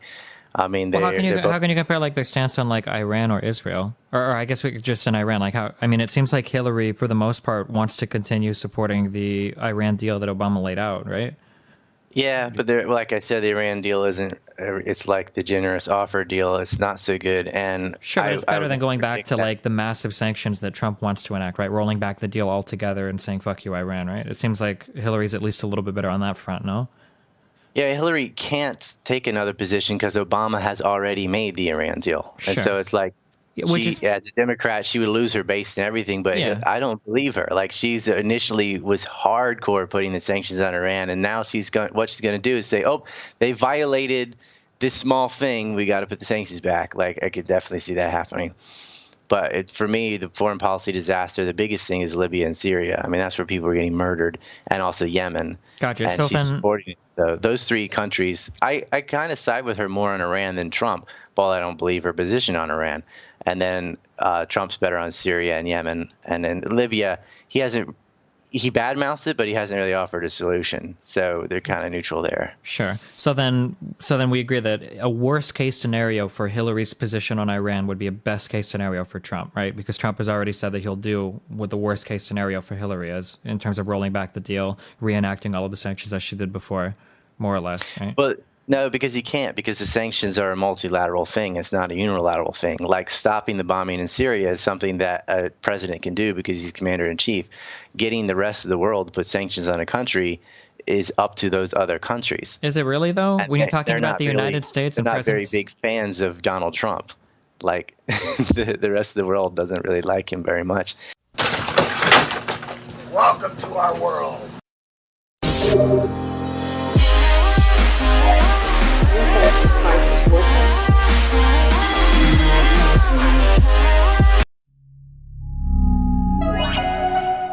Okay. All right. I think we're good. Oh, cool. Hey, thanks for doing this, by the way.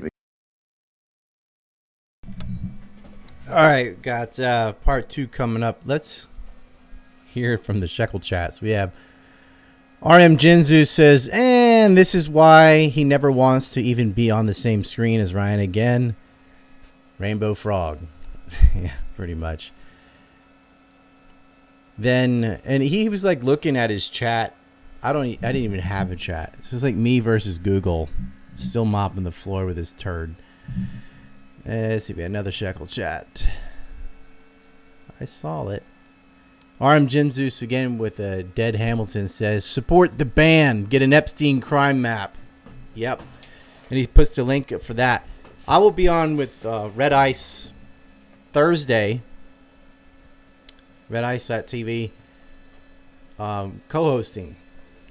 I think I'm filling in for Lana or something. We're going to talk about Epstein.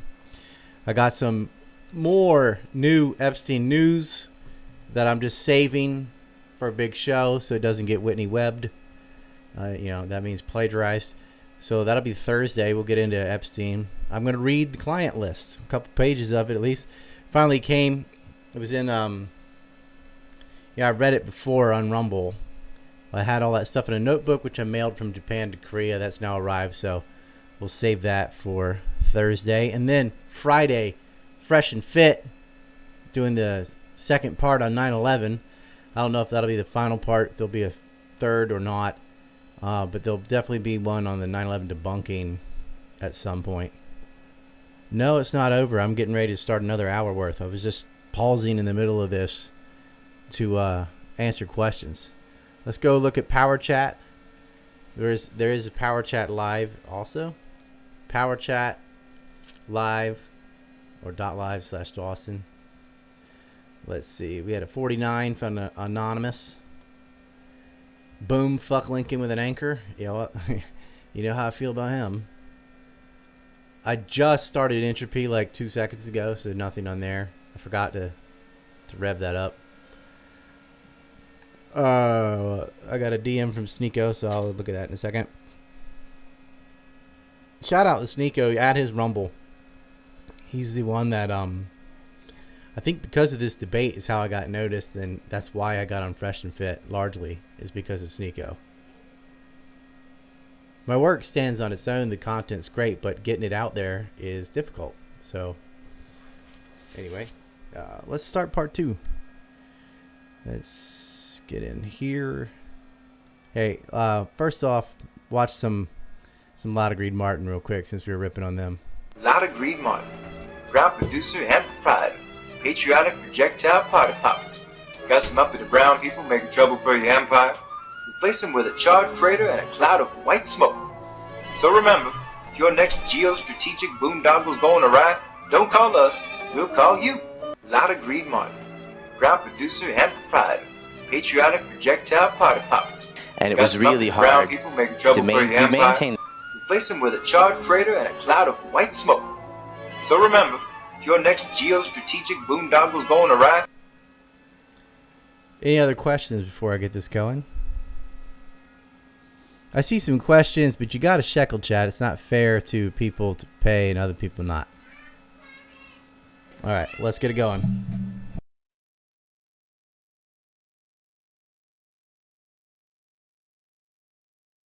And it was really hard to we maintained the sanctions for as long as we could. And after Ukraine and Fukushima, especially the coup, when Gazprom stopped sending gas into Europe, and Libya's not sending gas up through Italy anymore, so they have to buy it. Well, how is it that Hillary would be able to repeal the deal in Iran, but Trump, who says he wants to repeal it, and a Republican Congress that said they want to repeal it, wouldn't be able to? It seems like you're granting like every best case scenario for Trump and every worst case scenario for Hillary. I don't think Hillary will be able to finesse it either. I think she wants to. That's like, if just from an ethical point of view, she will not be able to get the Europeans and Asians to agree with her either. She can do the U.S. portion of it. She can freeze assets that we have and things like that. But she's not going to be able to go back the way it was when she initially put the sanctions on, because that ship has sailed. Like, until you resolve the problem in Ukraine, which she's not going to do because she helped start it, and Libya, which she's not going to do because she helped start it, then it's not going to happen. Gotcha. And as far as Japan getting off nuclear, I cannot see although there's been a lot of shit said about Fukushima, and they show this wave map, and they're like, this is radiation, and it's hitting California. It's not true, but the public here isn't going to go turn them on again. So Japan imports 99% of its oil and gas and coal and all the fossil fuels. So that's why Sharp makes 50% of the solar panels in the world. But I guess this is a tangent, Japanese stuff. Sure, but yeah. So then do you at least agree, at least a little bit, that Hillary has a better position on Iran than that Trump does? Or do you... Oh, yeah. That's the one thing I've said about Hillary is her Iran deal. Like, she's agreeing with it because pulling teeth. I don't think she's sincere about it, though. Sure. But that's something I think. I know Trump isn't sincere about it because Trump doesn't like the Iran deal. I think it was the stupidest deal. Whether he wants to make a new deal or go back to the sanctions is bad, but because he won't be able to do it because it's not a unilateral decision, I'm not worried about it. And for me, the weight of the Syrian conflict is much more important than the deal with Iran. Like, gotcha. And then insofar as the Syrian conflict goes, so if Hillary continues on the path that we're on right now, I think that the conflict continues. I don't know if Assad will ever be toppled, I guess, depending on how. I don't think you really want him to. I think they keep saying Assad must go, but they want to prolong that war as much as they can to tear Syria apart. They're trying to balkanize the region. Sure. So we know that that's Hillary's plan. Wouldn't a worst case scenario under Trump, doesn't that have the potential to be much worse than anything that Hillary is trying to push, whether that's troops Hillary's on the ground in Iraq or troops in the ground? Hillary's talking about a no-fly zone in Syria. Are you going to shoot down Russian planes? Because that could be a major world war. That'd be the worst case scenario for her. I think she's just talking shit. I hope she's just talking shit because she could be the president. And if you really put a no-fly zone there and Russia, what will you do? Are you really going to shoot down a Russian plane? Sure. I know that she has made those comments before, but again, I mean, we both know that would probably necessitate World War III, right? If she were to actually do that, because that would involve, or maybe they'll say there's a no-fly zone, but they won't actually enforce it. I hope maybe, I mean, if you shot down a Russian plane, there would be severe consequences, but hopefully the rest of the world will be like, whoa, let's not start World War III, But it's probably not something you would want to risk, right? I don't want to roll the dice on that. But if we're going to hold the standard of like worst case Trump versus worst case Hillary's World War III. Sure, so but I feel like if I were to have a conversation with Hillary, if I were to tell Hillary Clinton, if I were to say, Hillary, if you start shooting down Russian planes, that shit is going to go crazy, right? And she'd be like, yeah, I know that. I'm definitely aware of that. Whereas when you listen to Trump talk about ramifications of things like Trump, you know that you can't just shoot out like Iranian boats because the guys, like flip off American sailors. You can't do that. And Trump would be like, nah, we're America. We're so strong. Like, I feel like Trump's position on how the rest of the world would react to his, I guess, bravado. But do you remember the Strait of Hormuz incident when Obama was president, where we nearly did start a war with Iran over the exact same scenario? And then we found out from the audio recordings that the Iranians were not firing on our ships or anything. So they almost faked it. They almost had another Gulf of Tonkin just a few years ago anyway. Sure, but starting a war over somebody firing on our ships is a far cry from, some sailor flipped off our big boat and now we're going to go bomb them and nothing bad is going to happen. Sure, but again, nobody fired on our ships. Like, they're better at making an excuse. And this is what Trump is just saying on Twitter, too. Mm-hmm. Like, he's a New Yorker. And a lot of New Yorker, they have a lot of hyperbole. It's all like everything's great, tremendous, or it's wonderful, or it's completely horrible, completely terrible. There's no middle ground. That's just how they talk. But I'd rather, if you want to say that happened, war with Iran's not as bad as Russia. Like, her policies of a no-fly zone in Syria, like, they've found out without Turkey's support, especially now, they're sitting there with their dick in the wind because they can't defeat Assad. And ISIS is getting crushed right now by the Russians. And so they're saying we're going to have to put up a no-fly zone. And I think that she thinks that Russia doesn't want World War III, so if we put up a no-fly zone, they're just going to stop bombing. That's what she's hoping. Is that with Putin's position on the constantly encroaching NATO, with the threat of losing the port that they have in Tartus or whatever in Syria, I feel like that's not a realistic position. I feel like you can't expect Russia to just give up Syria completely, to lose their presence. They're not going to. Russia's going to continue bombing. Turkey did shoot down a Russian plane. And massive sanctions were placed on Turkey. They get a lot of their economy from Russian tourists. And Turkey was broken by those sanctions. And so they shot down a Russian plane, and they are a NATO ally. So Russia did not just start bombing Turkey. Mm-hmm. But Erdogan had a coup d'etat from most likely Fethullah Gulen, is what he's saying. Although Fethullah Gulen's like an 80-something-year-old jackass living in New Jersey now, even though he's on Interpol's most wanted list, we protect him. He is just the face for our intelligence assets, which train all these madrasa schools for Saudi Arabia to foster Wahhabi Islam. And so Turkey was going from mild extreme Islam to even more extreme Islam kind of deal. But the Russians tipped him off. So they've pulled them out. But that was an incident where a Russian plane was shot down. It didn't start World War III. However, but shot down by Turkey, not the United States. Shot down by Turkey, but it was shot down by a NATO ally. Yeah. I mean, Turkey's in NATO. And so but I mean, Russia also is kind of Turkey, but Russia had the ability to take Turkey out without having to fire a shot economically. They weren't can't Russian do that. planes flying over Turkish airspace there anyway, though?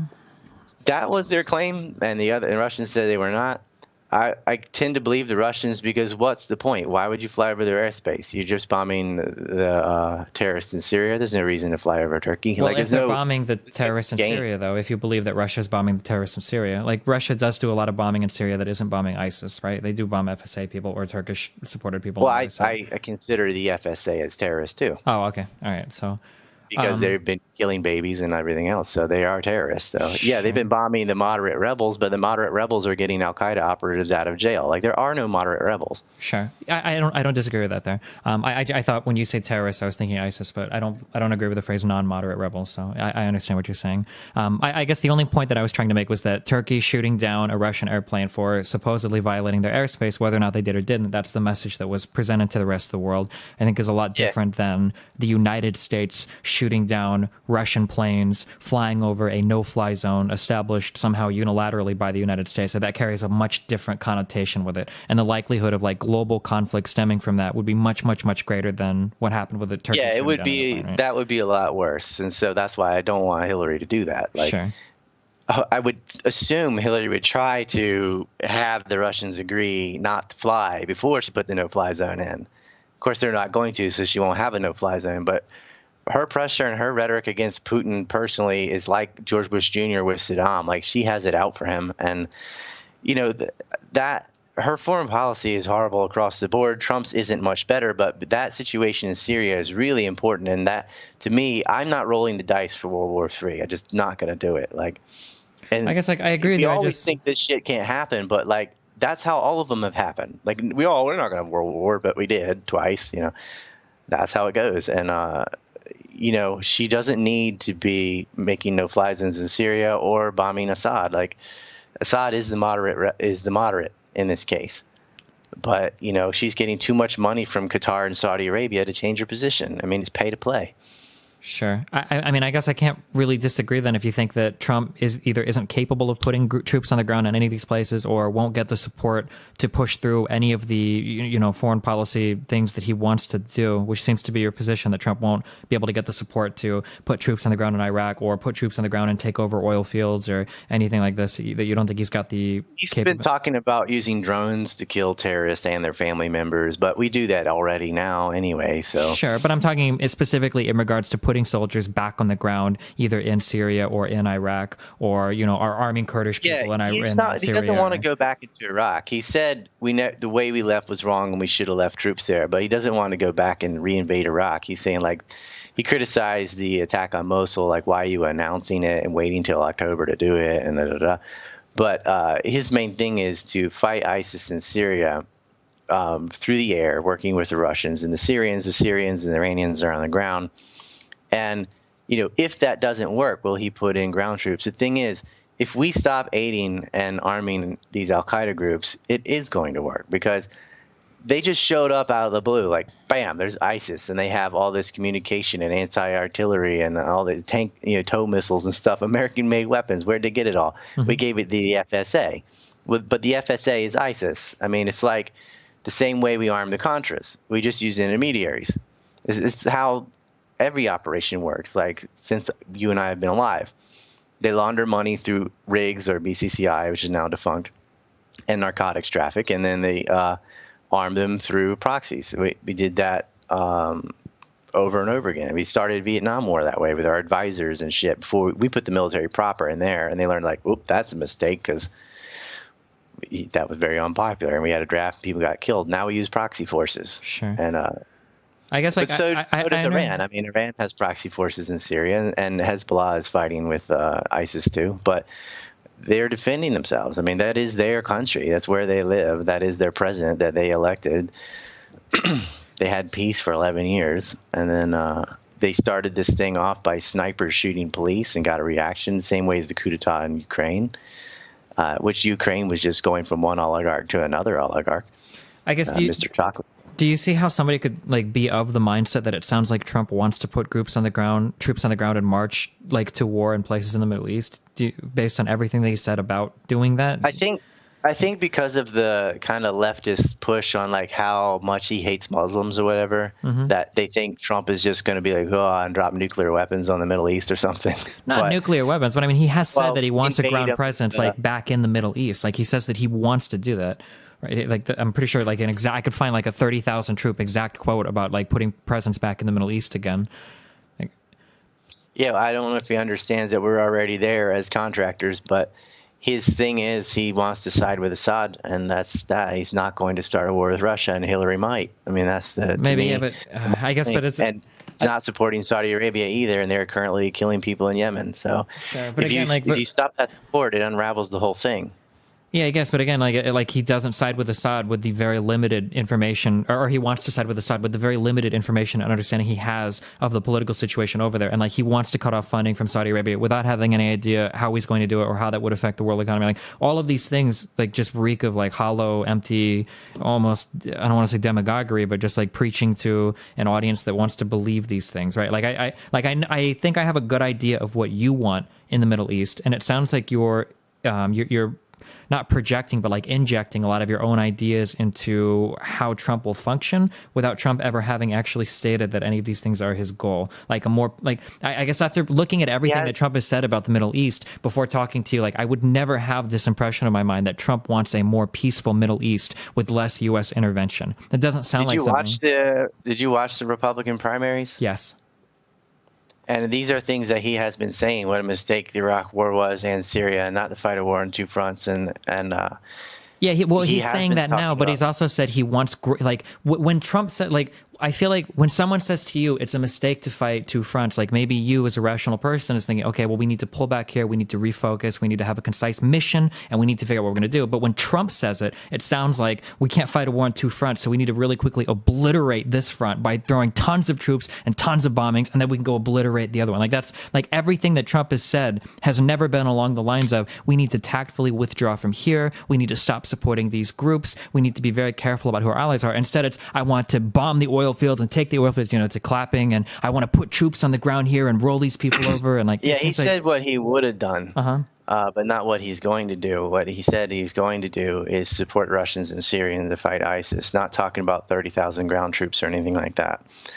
And he has said that Hillary Clinton should get an award from ISIS for being their founder. Like he is aware that the United States has been aiding, supplying weapons and money to these terrorist groups. And all you have to do is stop doing that. It's not like something you have to enact. It's just something you have to quit. It's really easy to quit doing something compared to like starting something, initiating something. Like you can tell them to knock it off. And you can threaten Saudi Arabia and say, look, you're not going to get this aid. We're not going to help you in your war in Yemen because you're aiding ISIS fighters. That's going to pick up allies in other places. It's good to be friends with Russia, which he said, I think it would be good to be friends with Russia. Hillary, not so much. She thinks Putin's the incarnation of Satan kind of thing. Like she blamed WikiLeaks on Russia. She actually said, like, and she blamed the Democratic or the HRC, whatever. She blamed the attacks on Russia. And she said, oh, they just falsifying emails and stuff. She's lying. Like she has 650,000 wiped emails now and stuff in this Wienergate thing. Like it's pay to play. It's the same thing the Clintons were doing in the 90s. Like it's not a big shock to me. She's just an establishment, run of the mill, special interest groups whore politician. That's it. And Trump isn't. Like, and I can't get excited about either one. Like it sucks. We're going to have Hillary or Donald Trump. Like that already sucks. But he is the better choice, not just on foreign policy, but healthcare and trade and many other things. Like there are a few things. One thing I definitely agree with him on is getting rid of the regulations, protectivist regulations on insurance companies that won't allow competition across state lines. Like that would bring the cost of healthcare down. And that is a regulation that really could, or deregulation that would really work. The thing is, are you going to be able to get them to do it? Because you got to have Congress's support on that. But at least he brought up the issue. At least he's talking about solutions. That was a Ron Paul plan too, to have competition across state lines. Because the healthcare in the U.S. is atrocious, and Obamacare was a step sideways, if not backwards. I don't know if I necessarily agree with that about the Affordable Care Act, but in terms of like protectionism versus non-protectionist policies, like he says he wants to remove protection from, different types of industries across state lines, but then he wants to throw up protectionism around the entire United States economy to try to withdraw manufacturing from China and Mexico. Aren't those positions a little bit contradictory? And how does he even plan to even go about doing that or funding that or making that affordable for United States companies? It's not contradictory because what they're saying is like between the states have the same like standards on health and environment and labor and rules. And so it's just like cell phones. You allow competition and the price goes down. When you're talking about places like China, you're talking about, well, they can out-manufacture us because they have essentially slave labor where people live at the factory with suicide nets and things. Like, how are you supposed to compete with that? And tariffs should punish states that don't have any concept of human rights or environmental laws. And like, yes, you can cut corners on the environment and pollute the air like China has and outproduce other players. But, we can either lower our labor and environmental laws down to the level of China, which would be a disaster, or we can tariff products coming in from there. So then for all of the people of lower classes, lower class, whatever, that do the majority of their shopping at Walmart and get all of these products for cheap, how do we all of a sudden account for the fact that goods are costing, twice as much because now we've somehow managed to move and rebuild all of our manufacturing in the United States? Well, it wouldn't cost the United States as much to build our own products if we didn't have a 35% tax plus a payroll tax on our own corporations. And if you deregulated what the initial capital need for startup businesses and allow more competition too, you're going to have prices drop internally. I feel like these are all like, you can't just continue to say, well, it's okay that China has essentially slaves building shoes because I want to buy shoes at Walmart or whatever. Like, slavery is wrong. Sure. Even if it works, like, yeah, yes, but I mean, it's like, free. The cotton is free, but that doesn't mean it's okay. Well, yeah, but I mean, like, what's the alternative? This is a really shitty argument, but looking at the Chinese workers, what's the alternative for them working at the factories, working at like these subsistence farming places where they're, working for in China? Yeah, I mean, China. Yeah, well, to fix China is a bigger problem, but China. No, but I mean, like, you talk about like cutting out the economic model of Japan or any other Asian nation that is seen, South Korea. They seem to be able to have a functional economic model with a high standard of living with their population without, skirting labor and environmental laws. Well, wait, are you talking about South Korea? Sure, South Korea or Japan. Yeah, but these places are fully developed countries. Like, the way that Japan grew was under insanely high protectionist policy and a ton of assistance from the United States government in protecting them and getting them rebuilt. I don't think that you could compare like a developing country like China to the same kind of development China has standards. The second largest market in the world. It's bigger than Japan's. Like, Japan is number 3 now. Like, China is not some third world cesspool. Like, no, but they're still developing though, right? Population. Yeah, it's certain areas, rural China especially, is developing because they were communists for a long time, and communism doesn't work. Like, and they have an oligarch system now. It's democratic on paper, but not really. And fixing China is not my problem. I live in the United States, and fixing China is something I'd like to do. If I wouldn't want Xi Jinping in there, but there are a lot of reforms you'd have to do in China, and it's going to be very difficult to do. I mean, I think governing 1 billion people, you're going to have problems, but.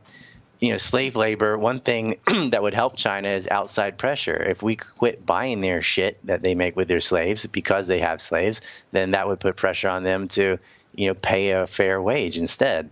Sure, but I mean, like, as long as we're going to keep buying their slave labor products, they're going to keep making them. Sure, but I mean, just speaking to a couple of things, you said that you didn't care about like reforming China or fixing China, but then you made it sound like one of the reasons why you wanted to throw up these tariffs was out of ethical concern for the people of China.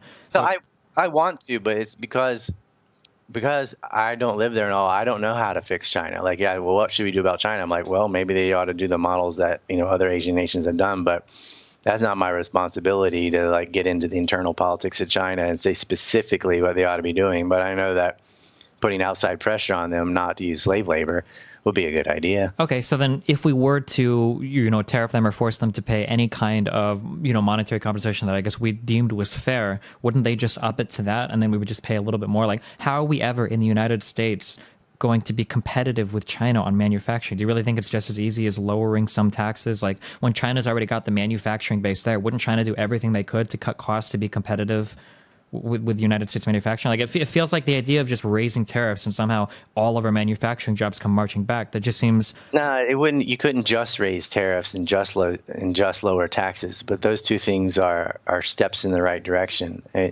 China is already starting to outsource to Burma and other areas where it's even lower, but they're basically near the bottom. Like, you've got your forced labor. Like, you can't get any lower than what China has right now. They are basically no environmental laws. There are no real labor laws. They can do whatever they want. They don't pay workers sometimes. Sure. Like, and even in China, even in China, where they have these incredibly lax laws, and because they're a developing nation, they get to be lax on so many things without catching heat for it. Even China has been losing a lot of labor to automation and whatnot. I just don't see us pulling back. I just don't see a road forward. Like you said that, cutting taxes and, increasing tariffs wouldn't bring back jobs, but it'd be a step in the right direction. Well, that's a step into disaster if we don't actually bring back all the manufacturing jobs, because now we're just paying more money to other countries for goods and we didn't actually accomplish anything except for No, I'm saying that's not the only things you'd have to do. Like, then that's not the only things that Trump is asking for. I mean, Hillary's talking about raising taxes and she wants to increase the payroll tax, which is going to hurt industry. And, she's saying, oh, we're at the 1% to pay their fair share. She's full of shit. She voted for every single bailout and gave trillions of dollars to these Wall Street tycoons. Like, she is the 1%. Like, so is Trump. But Hillary's voted for every single bailout and every single war. I mean, there's tens of trillions of dollars spent on her imperial escapades and bailouts to Wall Street. She's just full of shit. Cutting taxes down would prevent, coupled with the tariffs, you have to have a cost-benefit analysis. It's like, well, if I'm going to have my goods tariff to get back into the country, and I don't have to pay a third of my income or more in taxes, maybe I'll stay here.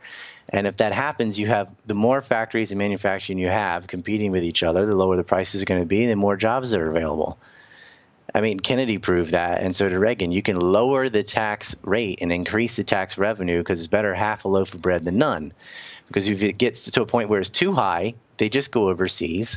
And they use the loopholes that are available, and they manufacture overseas, and they send it in with no tariff. Like, if you continue that policy, we will lose all our manufacturing. Sure, but I mean, I don't think that the reason why China has the advantage on manufacturing is solely because of taxes. And I understand that you're not saying that it's solely due to that. But like, if you look at it, the other, because they have 1 billion people. A fuck ton of people that also have much lower standards of living than people in the United States are accustomed to as well.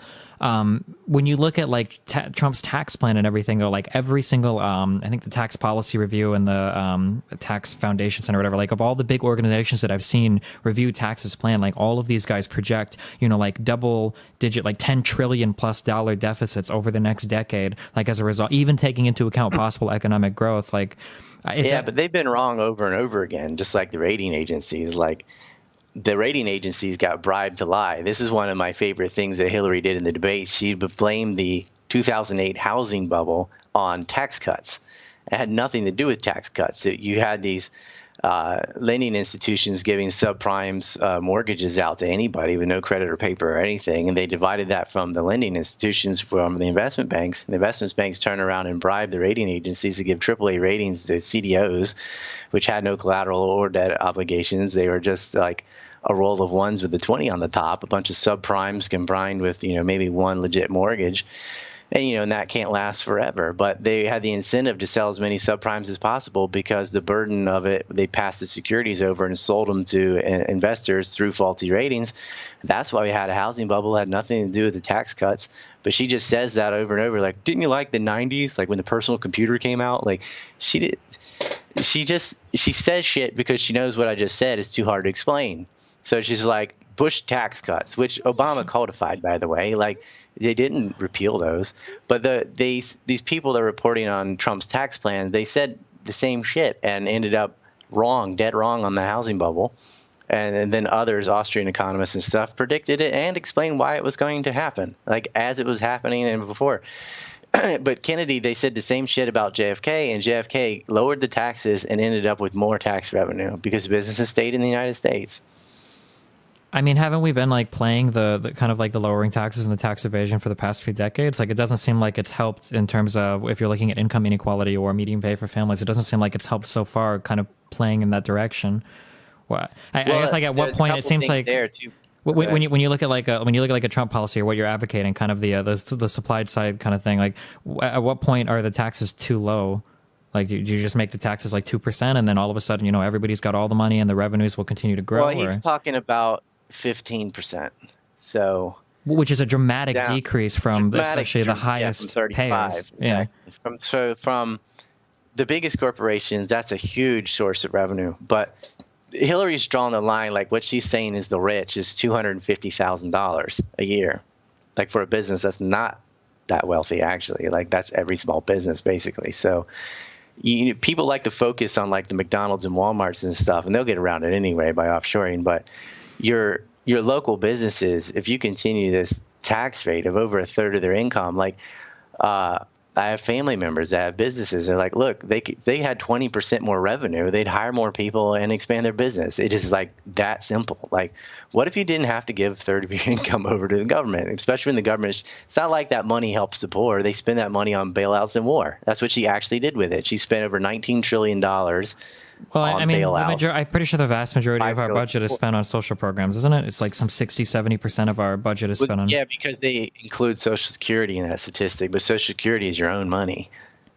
Well, and right now, that's not necessarily true. I mean, most people get more back from Social Security than they pay in, even when you adjust for gains on the market or inflation or whatnot. Like, I think that most people, Social Security is a net positive to the money that they get back from it.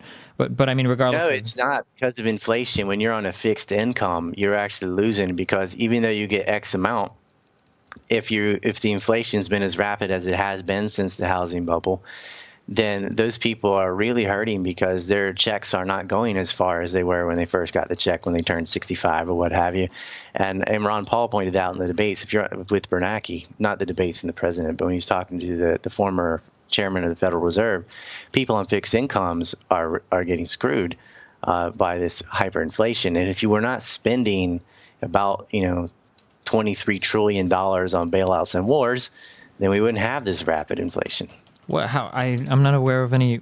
I don't think we've had any inflation since the housing bubble, have we? I mean, like I try to keep up. Yeah, we always get 3% a year minimal. Like the dollar. The 3% is the average. Compared to, yes, yeah. I mean, we're always spending trillions on something. The thing, because we've always had wars. It's not just like the Iraq War is the first intervention we did. I mean, Reagan was guilty of it. Bush Sr. he invaded Panama. Yeah, sure, but I mean, like when you look at in terms of like what inflation has been like over the past decade compared to what it's been historically, I think it's been lower than average. And if you compare the strength of the USD to like other currencies around the world, like I think the USD is at like an all-time high. I know that we've been beating Canada. I know we've been beating the euro, and obviously we've been doing much better against the pound. We're not beating the euro. We are beating the Canadians. We always historically compared to how we've been versus the euro. I'm pretty sure we're.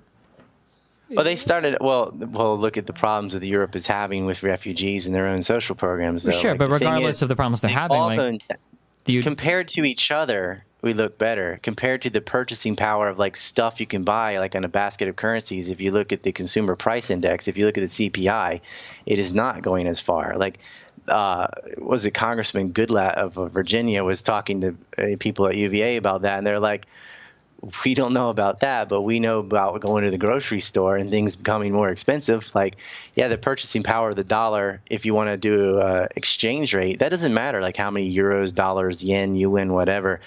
What matters is how much food and gasoline and everything can you buy with that dollar. The purchasing power of the dollar keeps going down. That's real inflation. It's not just the prices versus other currencies. I mean, using gas is a really bad example because I'm pretty sure gas is very low. Sure. And the cost of gas goes into manufacturing and groceries and whatnot too. Cheese, butter, milk, things like that. The prices continue to go up. Like, how much was a Coca-Cola when you were a kid versus now, kind of thing? I don't think that the CPI has been really. I've interviewed economists about this. I mean, I had, Peter Schiff. I've had Jimmy Rogers. And he said that the inflation index has been higher over the past decade for the United States than the historical average. Yeah, because what he did is he took the consumer price index and looked at that, which is the real purchasing power of the dollar, not like, You can put it up against a basket of currencies, but you have to see that. But they are inflating too. Like Japan's had rapid inflation. Like it used to be 125 to the dollar, and then it went all the way down to 75 to the dollar, and then back up to I think 109 or something right now. It's been bouncing all over the place from the spending. And then the euro, the EU has been a disaster for them, and because of Syria. And you've got this influx of refugees and a lot of spending on social programs, which like, look, if someone's a refugee, like, fuck, you got to help them, like they lost their home, they're poor, whatever, you got to do something. But, if we changed our foreign policy, we wouldn't have so many economic problems, which is why, again, the foreign policy on Syria is so essential, because that is affecting the refugee crisis in Europe. And not all of them are refugees from Syria. They're just refugees in general. From Northern Africa and whatnot as well. Yeah, I'm aware of that. I guess. But then again, like, even though they're not war refugees, like, they're economic refugees. If you didn't have the IMF and World Bank going down there doing predatory loans on purpose, then it wouldn't cripple that neo-colonialist policy in Africa. It wouldn't cripple those economies either. Like, that's something that has to change too. And, I don't know who Trump is going to, appoint for these kind of things, but because usually, like, people come out of the Treasury Department or something, and then they go and work for the New York Fed and so on. Like, but it's got to be better than it is now.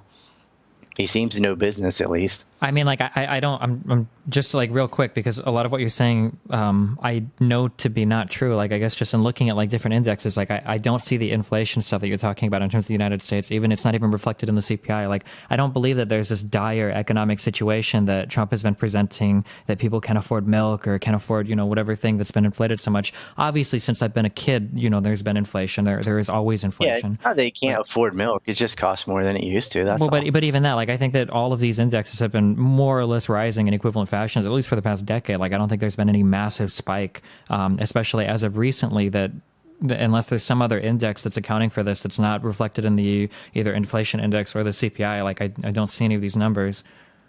Well, the CPI, what they do is to combine stuff like gas into the CPI, and gas prices have gone down because production has gone up. But on agricultural products and other things, it has not been the case. For basically your necessities, if you're talking about the poor, you're talking about grocery products mainly. I can send you the numbers I have, and I mean, this is something like I feel like you need time to go. Yeah, I can't go over all of it. I'm not gonna. I'll just say that's that, and we can look at it later or whatever. But like, I don't have a dog in it. Like, why would I care? Like, if it was the other way, then I wouldn't agree. You know what I mean? Like, I'm not a Republican or anything like that. Like, I made all these films demonizing the Bush administration. Like, I'm not a Democrat either. Like, I don't have any kind of party loyalty or anything like that. Like, the CPI and things, what I've been honestly taking an objective look at the economies and having economists on and explain things to me. And, just because a majority says something means nothing because it's so politically motivated. And we get that all the time, like, even in science. Like, they used to say cigarettes were healthy, and shit like that. They used to say the earth was freezing. Yeah, but the amount of the degree of certainty that they make those claims are a lot different than other claims made today, right? I mean, I don't think that it's fair. But economics is the worst, though, because, like, they didn't see the housing bubble coming. Some people did, and those are the people I talk to. Those are the economists I talk to and have on the show, and they're the ones saying, "Well, according to CPI, these are the real numbers." Are those the guys? Other people that got everything wrong, I'm not interested in talking to. For the guys that got everything right, these guys are all multi-billion-dollar people that shorted the market before it crashed, right? They have to be, right? If they absolutely knew these things with absolute certainty and weren't just calling economic, because I know there are a lot of people that will call an incoming economic crisis every other year, but if these guys actually millionaires. They're definitely millionaires. I don't know if they're billions, but they're definitely millionaires, and they did make money. As far as like shorting securities is kind of difficult to do because these CDOs were. It's not like a common blue chip stock or something that you just call a short on. Sure. But I mean, there are other companies that are invested. The large Wall Street banks that are invested in doing these are all companies that could have been shorted, right? Those securities, kind of in a one layer removed kind of way, right? Yeah, well, like individual employees at the companies probably did, the ones who saw it coming. But Well, but I'm talking about the guys, the economic experts. I hear a lot of the time we hear about economic experts that totally saw something coming and predicting it. But then when you go back and look, they've been predicting economic disaster. Somebody akin to, this is almost insulting to compare whoever you talk to, but somebody like Glenn Beck will say something like every single year there's an incoming economic disaster. But these people, and then when there is one, he'll be the broken clock. You look like a genius or whatever, right? So I have a hard time believing that, did you short, like Lehman Brothers or somebody, like hundreds of thousands or at least millions of dollars if you knew for a fact that these crashes were coming, that these CDOs were going to be toxic. Well, part of why Lehman Brothers got hit so hard was because of all the naked short selling that went on, and then the DCC didn't allow. No one's been subpoenaed, which blows my mind. Well, not really, because we run by plutocrats. Yeah. Yeah, it doesn't blow my mind. It's exactly what I expect. But you ought to be subpoenaing these people. I mean, even during 9/11, people were shorting the airline stock. So there was a little bit of foreknowledge from somebody there because. Well, I've never heard that claim before. That not only did people know that a terrorist attack was imminent, that was going to change the world, but they only did that to make a little bit of money in the market. That seems a little bit unbelievable. Oh no, it's just that there was chatter about a terrorist attack involving airplanes, and so they specifically sold short stocks on American Airlines and the Boeing that were involved in 9/11. And I always wondered, well, that's not illegal, because you could just say I was lucky. Yeah, I just bought that. I didn't have you can't prove someone had foreknowledge, but it's just when you're talking about the magnitude of short sales is circumstantially suspicious, but it's not like proof of anything. Gotcha. I don't know. I feel like I'm still getting the feeling when I'm talking to you that you're injecting a lot of your personal beliefs or hopes into Trump's actual policy. Whether it was the foreign policy or for the economic thing, when we talk about trade, you're saying that taxes and tariffs wouldn't be enough, but you hope that he would somehow go further. I guess in regards to that, it isn't, because he does. His plan is the taxes and the tariffs and the deregulations. Yeah, but when you say deregulations, his idea of deregulation is to get rid of the EPA. What realistic deregulations? Yeah, I would get rid of the EPA and the Department of Education. But why would you criticize? I am older than the Department of Education. It's not like they create education. The Department of Education has made about $67 billion off the student loan gambit. It's an unnecessary body, and the EPA, the EPA standards have hurt the environment. So is the Park Service and the Forest Reserve. These institutions aren't really there to help the environment. If why would you be critical of Chinese manufacturing when it comes to polluting the environment, but then be okay with destroying the EPA? I don't understand how you can make the claim. I guess when you look at China has its EPA too. They've got their own, and what they do is they set the standard at almost zero. What our EPA did is it actually avoided allowing competitive cleanup for the oil spill in the Gulf, for example. The things they've done.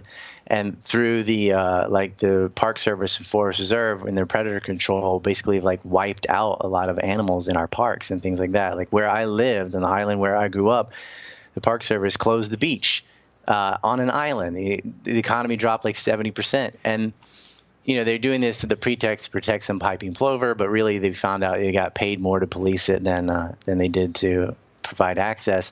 Now you can go to the beach, but you have to pay the Park Service for a permit to do it. So apparently, as long as you're giving them money, you no longer hurt this bird, right? Of course, the bird was never being hurt. It's just a way of using public parks. They privatized. They made money off it through these federal institutions, and so there's so much corruption there. The problem is, people were like, well, I'm pro-education, I'm pro-environment. Who isn't? You got to be a fucking idiot to be anti-education. But that's not what the Department of Education does, and that's not what the EPA does. They have a nice sounding title, so does the Patriot Act, but the Patriot Act is not patriotic, and the EPA is not really about helping the environment. It's just about bottlenecking contracts to make sure that certain companies get more money for cleanup and benefit off of natural disasters. So I would get rid of it. I would get rid of the Department of Ed too, and save all that money.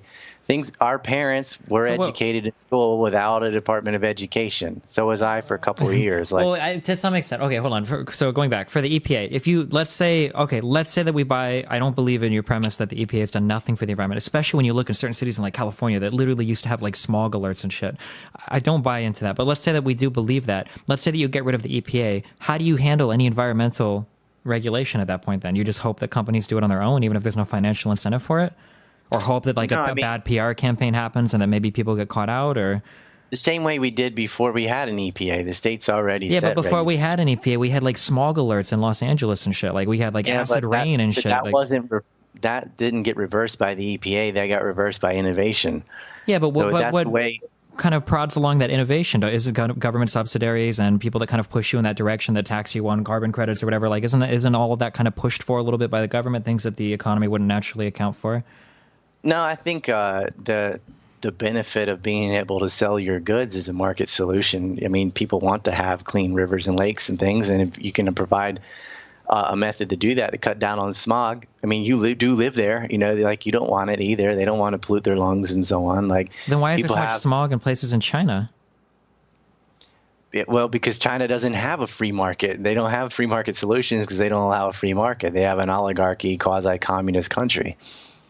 So the government in China makes it so that people have the environment be worse off, and then the government in the United States does nothing to help the environment. Well, no, the government of the United States has 50 states with 50 state governments. They want you to live in their state, and they all speak a common language. And like what happened in Virginia, for example, when they sued DuPont, because DuPont was depleting Lake Matoka and the Potomac River, and they had already done so in Ohio and West Virginia, and the Virginians sued them and won, got $108 million from that. And sure, but I mean, like, that's a one-off case. Like, property rights. Well, through property rights, if people pollute and they are affecting your property, you can sue them. There's court cases and market solutions and environmental regulations. I'm just saying the EPA's environmental regulations, when you let like a one fits all kind of thing, if that institution is corrupt, you're fucked.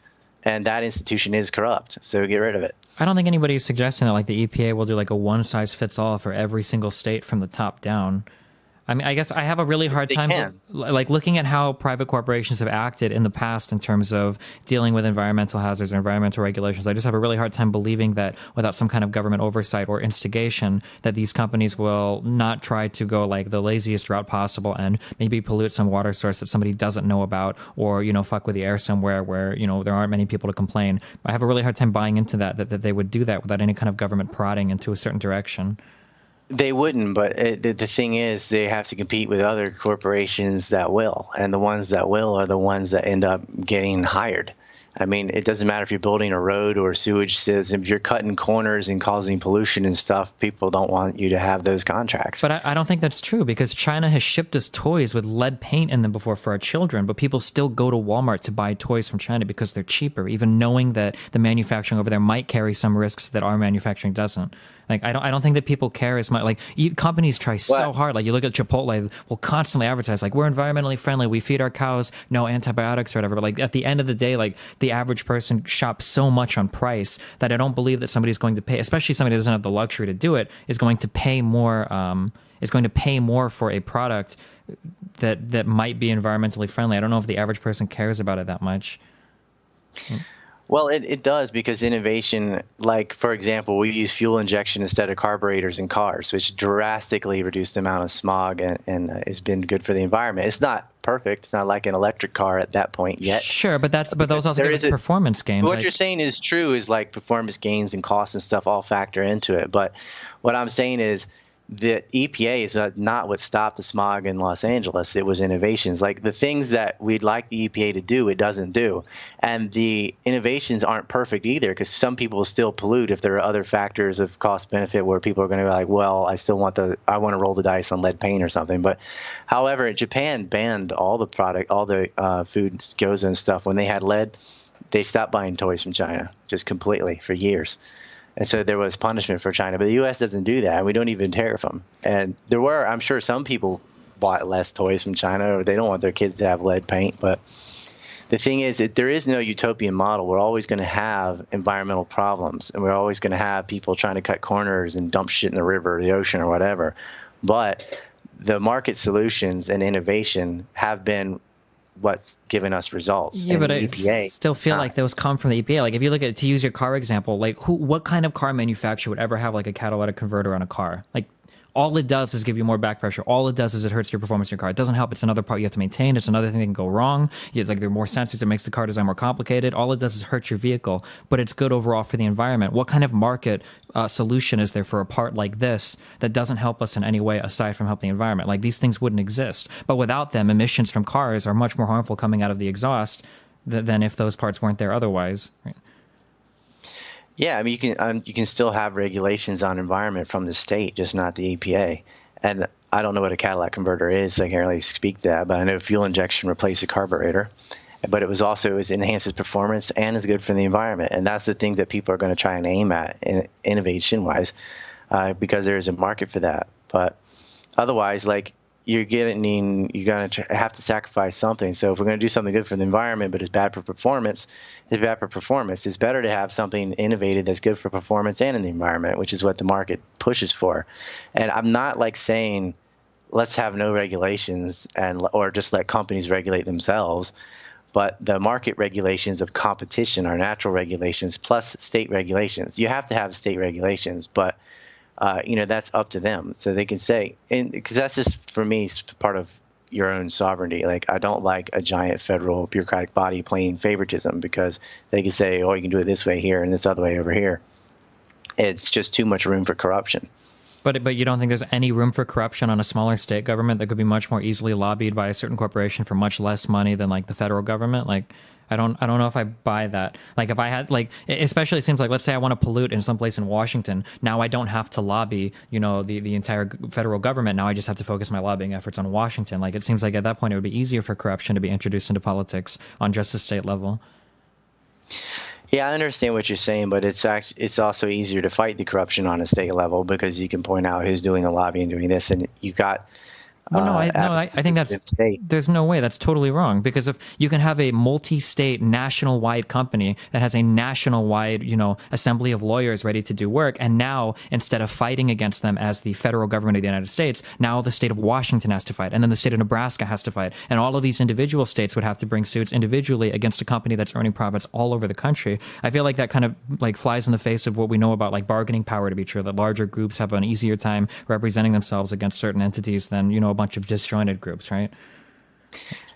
But you have to look at how the group gets selected, because the state can choose their own mayors and governors and things, and based on that, they have a much more power to choose somebody against it. Whereas when you get regional scapegoating is when you have growth in size, whereas say like New York and California dominate or whatever, and they just go, we're going to dump all our trash in Washington. Because what you're saying, although hypothetical, is a real life example, because we currently put our nuclear waste on Indian reservations. That's a true thing that happens right now, where they just dump it there because they don't have the voice to say otherwise. We'll just stick up, barrels of toxic waste on Indian reservations, and they don't have a way out. But, I mean, the Indians themselves, if they had a real sovereign state, could say, well, you can't put them here because our state's made it illegal, like, for you to put this here. But they can't do that, because it's not up to their state. It's up to the federal, and they're just like, fuck you. And they have regional scapegoating, whereas the majority can just gang up and say, we're going to put our trash or put our whatever in this place. There's nothing they can do about it because it's too small a percent versus the whole. I feel like that's giving like a lot of leniency, like looking at only one possible outcome. Like, I mean, on the other possible outcome, you could say that for individual states, it would be very easy to dump it there because you'd have to spend even less money lobbying, because you'd have to spend less money funding the campaigns of the people that you would want to be elected, right? And then these people would make the decisions to harbor some kind of tax for some kind of great benefit. Maybe the argument would be the only reason we can afford to, I can actually use a real life example. Casinos are present in the neighboring state to me. There's a state called Iowa, and they have casinos. And one of the reasons why the casinos can stay there is because they funnel a lot of money into road development for their interstates, right? And it looks really good for Iowa. It's very easy to sell these corporations to Iowa because, hey, look, they give us a fuck ton of money for some of our social products, for roads and whatnot. I feel like it would be the same thing on a state level for, like, say you have the state of the Minnesiqui, whatever tribe, and now these guys have politicians. What? Oh. Shoshone. Oh, Shoshone, sure. I don't know the name of any of the tribes except for Casino Venom. But let's say that you have, you've got these politicians and they get all of their funding from a company that employs a lot of people in your state, and this company is being paid a lot of money to accept certain waste. Well, how do you fight that as a voter now when everybody in your state is controlled by these lobbyists who don't even have to spend that much money because you're just a little Indian tribe, or a Native American tribe, I guess I should say? Like, Yeah, you're going to have the same problem. It's just worse when you're having some company from another state do it to you, or like the federal government, they can gang up on you. You have more power to fight internally the company in your state than you do from a federal mandate on something. But if they're getting money if it's a company that's getting money from all over the nation, like, do you think that Flint, Michigan would have experienced the same pressure if it would have been just a Michigan thing? Like, those guys had the full brunt of the entire United States public coming down on them in a horrible way, and the federal government coming down on them. Like, if it was just the city of Flint or just the state of Michigan coming on them, I don't think that the coming at them with lawsuits or whatever, I don't think that the pressure would be quite the same. Right. No, because like that was the problem with Flint. You know, like the problem with Flint. Well, you talk about the water, right? Yeah, the lead in the water. I think it was lead, right? That caused all the kids to get fucked in the head and everything, and the fuck ups from the oversight and whatnot. Yeah. Yeah, I mean, but we have an EPA, and it didn't do anything in Flint. But I think if it was up to the state, and the consequences were also to the state when you fuck up, like no one's bailing you out, no one's helping you, then they have an incentive not to fuck up.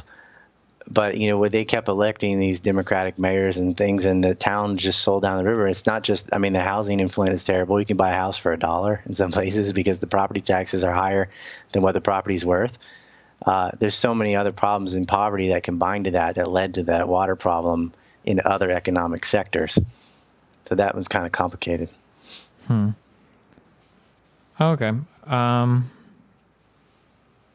I gotta go in a few minutes. I'm totally cool with doing like a part 2 to this, because this is I think beneficial for us to have this conversation. Like, and I understand your points of view. Like, yeah, that might be wrong, maybe, but I'm just going on historically. It's usually better for state sovereignty on economic issues, and it's the same thing with like gay marriage and marijuana and stuff like that. Like, yes, now it's the law of the land. Like homosexuals can marry. I don't know why it's called gay marriage. It should become homosexual marriage, whatever. But again, like one thing, I'm pro-choice, for example, and that's something I disagree with Trump because he's a pro-lifer, right? But I agree with, again, it's sort of the right thing for the wrong reason. I agree that ought to be a state decision, the same way with like marijuana, because if you're waiting for the entire federal government to say, finally, all right, you can legalize marijuana, which I support, and I don't smoke marijuana, but I think it's your body and you have a right, a libertarian point of view. States like Washington and Colorado and D.C. and other areas have already decriminalized or legalized marijuana.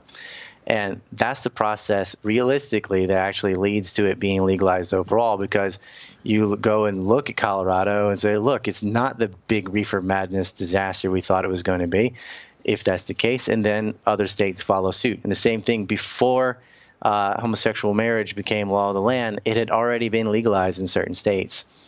And that's the way I think even abortion, even though I'm a pro-choicer, I think that ought to be a state sovereign decision, because if people in a certain area really believe that's murder or whatever, then they have a right to make that their laws, like, even though I disagree with them. Yeah, but I mean, like, again, like, it's not like Europe where we have a bunch of different countries. Like in the United States, I don't know. I feel like it's really difficult to have such conflicting federal shit going on between every state. Or like, what if you're married in one state and you want to move to another state, or you're visiting a partner and, you know, being gay or whatever, sodomy or whatever is illegal in one state versus another state. Like, I feel like there are so many different complications that are right. That's why the Interstate Commerce Clause lets, you know, the federal government make rulings on so many of these things. Or same thing like with marijuana. Say that you have a medically necessary, you know, marijuana prescription in one state, and then you've got to move for your job to another state. Like, are you just completely fucked at that point, which you are now, right? If you're in Colorado. Yeah, you are now, but the thing is, at least you can smoke it or use it medically in marijuana or in Colorado or California. But if you left it to the federal government says marijuana is illegal, period, and nobody could have marijuana for any reason anywhere. Sure, or the federal government, like in the case of gay marriage, says you can do it everywhere, and fuck the individual states that disagree with that. Like, which is fine, but the thing is, what I'm saying is what led to that decision was states already legalizing it and showing that it isn't such a disaster as predicted is what gave them confidence to say, look, it's working here, we're going to make this law of the land. It's the same thing with like phasing out slavery and stuff. It started state by state. The idea that suddenly just the federal government's going to go and do the right thing just historically doesn't happen. What happens is it goes state by state and puts the pressure on it that way. Well, but I mean, the same process can happen federally too. Like with Prohibition, they tried to outlaw alcohol everywhere. It was massively unpopular, so then they rolled back prohibition. I mean, I think it could happen. If you have to leave anytime soon, I understand. We could do this at another. I don't Yeah, wanna, with prohibition too, like states like New York just ignored it, Sure. and it's still sold it anyway. So that's what. Can we bring that? Can we bring that up next? Because I got stuff to do. Yeah, sure. And started late because of the tech Yeah. problems and so. I disagree with you on a ton of things, but I really appreciate the conversation. Well, You sound pretty educated. Ethically, Hillary's laughing about killing Gaddafi, supported 800,000 children dying from sanctions, initially supported sanctions on Iran, threatening World War III with Russia. Her tax plan is atrocious. Like, you can argue about Trump's tariffs and taxes, but she's raising taxes. I mean, she sucks on every issue, and so I just cannot. I can't vote for her. I think some of the other candidates like Jill Stein are better, but being a pragmatist, she ain't going to win. So I'm voting against Hillary. Gotcha. All right. Well, I appreciate the conversation, man. Good luck. Been eating this apple for an hour. All right. See you later. You got this recorded? Can you send it? Yeah, I think I should. Link on Skype or something? Yeah, it should be fine. Okay. All right. Thanks a lot. Bye-bye. Bye. Whew, wheel lads. So, okay, so in review, I think there's a couple of really, really, really important things. If you're somebody that completely agrees with every single thing that I've ever said, or be somebody that disagrees with everything I've ever said, I think there are really important takeaways from that kind of a debate.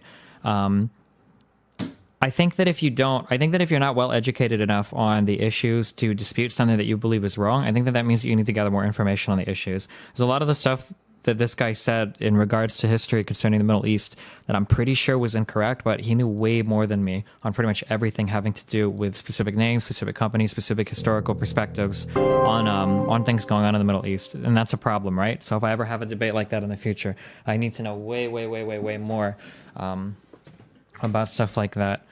Another thing that really hurts is that I don't know how to efficiently, when somebody starts to run off. Yeah, I know way more. Here's the thing. And this is what he did. After the debate, he went and tried to look those things up to debunk it.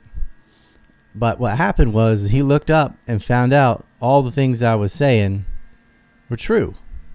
And so he never came back, and he promised his audience, I'm going to go through. I'm pretty sure these things are wrong or lies or whatever. And they're not. And so then he's just been avoiding it. That's okay. His ego's hurt. Doesn't want to admit he's wrong.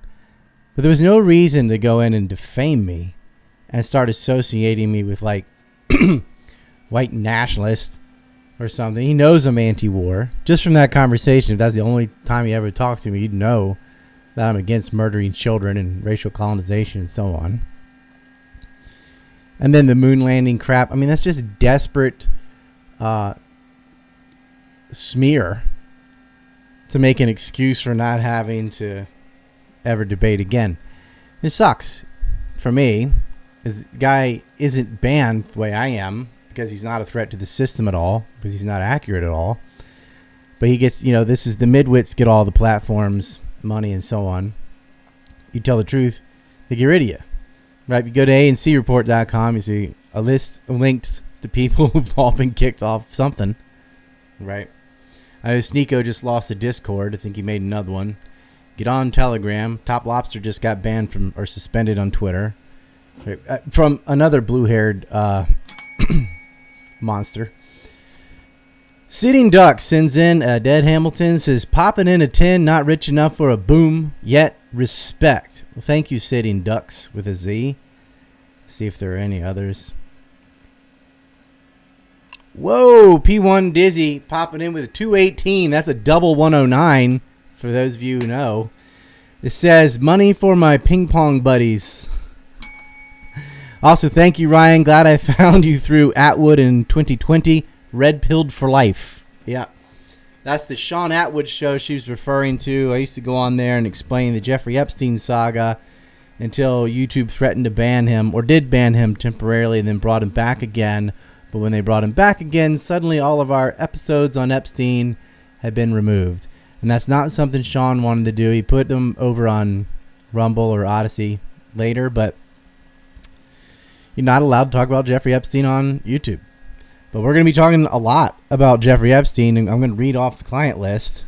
And no, it's not just the black book that went around, or that fake list with Tom Hanks and stuff at QAnon. I'm going to give you the actual clients. based on victims' testimony. Think, look, this information is out there. People just don't know how to get it, I guess. But we'll be reading that on Red Ice Thursday. RedIce.tv. I'll be co-hosting. I think it's 2 or 3 hours. I don't know if I'm on the whole time or what, but we're gonna get into Epstein. I got a Twitter space on the 16th. Going over some 9/11 stuff, and then we have Fresh and Fit on Friday. We're going to talk about the Israeli art students. Right here's your leadership right here. We're going to talk about anthrax, which we started talking about. We're going to finish up on anthrax. We're going to talk about Z at Al Jarrah, the Tennessee cell, the DJ story. We might get into Flight 23 if there's time. And I've got clips from Empire Unmasked prepared. You guys go to my website and purchase that film. It's only $24. It's 5 hours long. It would take you 15 years or more to gather all that information on your own. So get it all in 5 hours instead and support the site, support us. Just had to spend a lot of money on a move, so I'd really appreciate it. Thinking of making that a public film.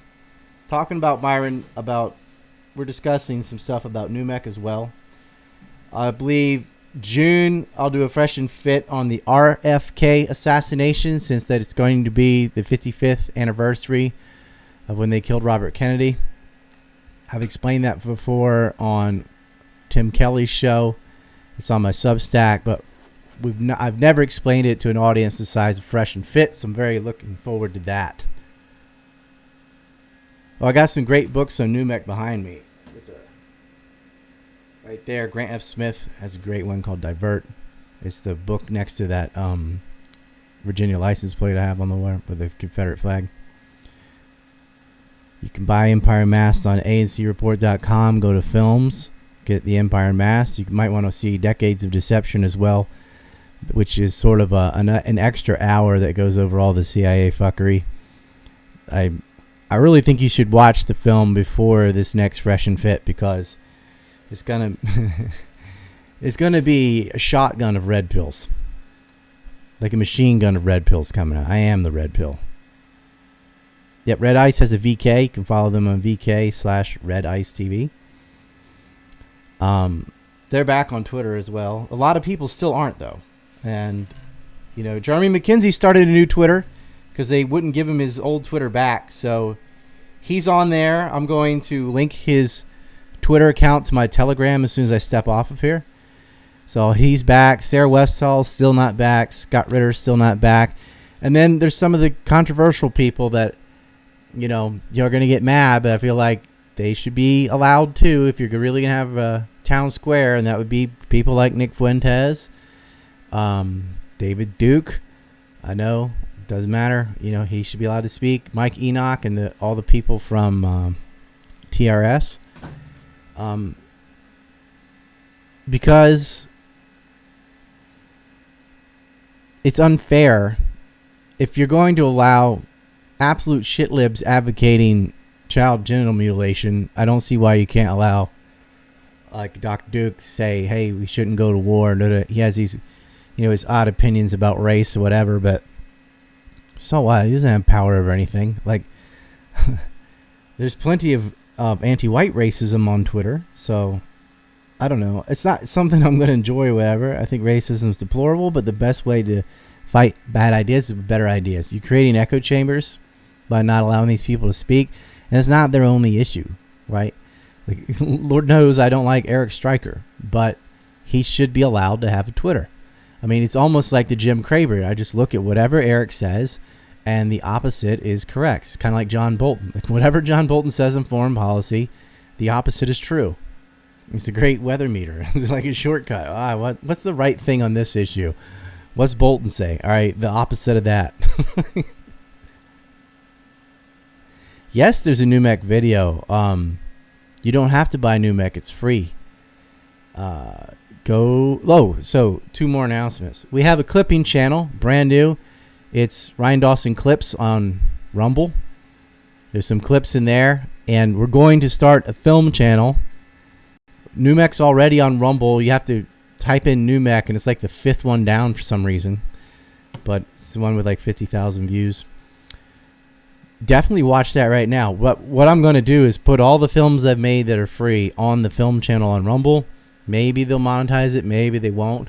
But most of them are on there anyway, but it's hard to search and whatever. You can go through the website, but realistically, a lot of people don't go to websites anymore. They just go straight to Rumble or YouTube or whatever. So we're making a film channel with A&C Films. The first film is going to be Syria, Israel's Invisible Hand, because that actually dovetails on a lot of stuff I was arguing with Destiny about. By the way, I was correct, right, about the Syrian gas attack, about Trump withdrawing support for ISIS and not starting a new war. Notice all the times I talked about the coup in Ukraine and he didn't push back at all. He's just like, yeah. He admitted it back then, and now he's like, what coup? Oh, he's a coup denier. Fucking blue-haired cuck. I don't care if someone's wrong, whatever, but they're disingenuous. They're not arguing in good faith, and they're out there defaming you, knowing you're censored and can't defend yourself. That is just lower. That's just lower than Nancy Pelosi's tampons. It's disgusting. Final Judgment. Yeah, that's a great book by Michael Piper. Do you guys have any Shekelchats? Let me check Power Chat. Nothing on Power Chat. Well, we're going to have to be streaming on Odysee next time. They seem to be more giving audience or whatever. Rumble, I know it's annoying. You have to make a Rumble thing. But look, just make a Rumble account. And then after you use your, let's say your credit card, whatever you use to pay, you don't have to fill all that information in again. Like for me, or Sneeko, or Fresh and Fit, or whatever you're watching on Rumble, it's already going to remember you, and then you can donate or what have you. Whoa! Move the jars for a whopping double Benjamin. Boom! Says Destiny is a debate bro who is more interested in winning a debate instead of finding out what is true or not. Of course he will smear you. This is more like WWE for him instead of the search for truth. Yeah, no shit. That's what I've come to find out. A lot of these grifters are just trying to up their profile and get a win. And they don't really give a damn about what we're talking about. Like, do you see me? I'm talking about Hillary supporting Al-Qaeda in Libya, right? They made slavery great again. They starved to death 500,000 Iraqi children. And there's no emotional reaction. Just like, well, Trump says mean things. What the hell? She's a complete psychopath. Laughing about murdering people and starving children. Yeah, I'll take We Need Wall over people being sold as property in Libya, which is what was the result of her little State Department coup was over Gaddafi. They never did come up with a good reason for invading Libya. But we all know what it was.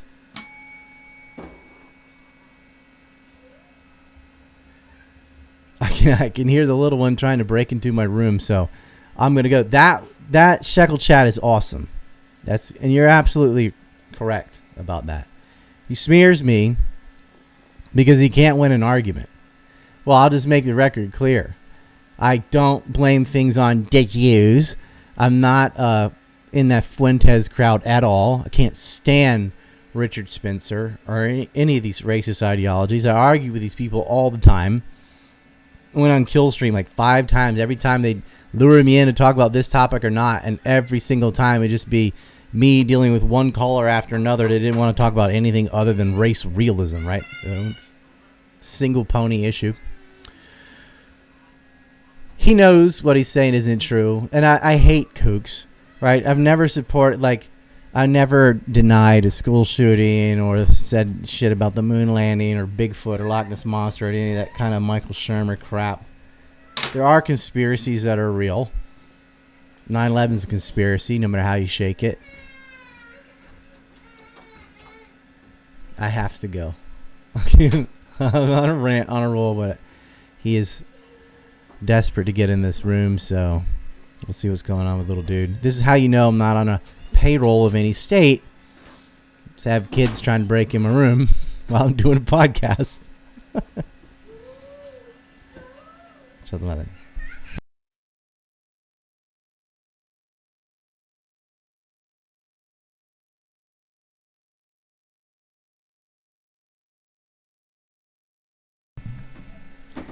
He heard me in here.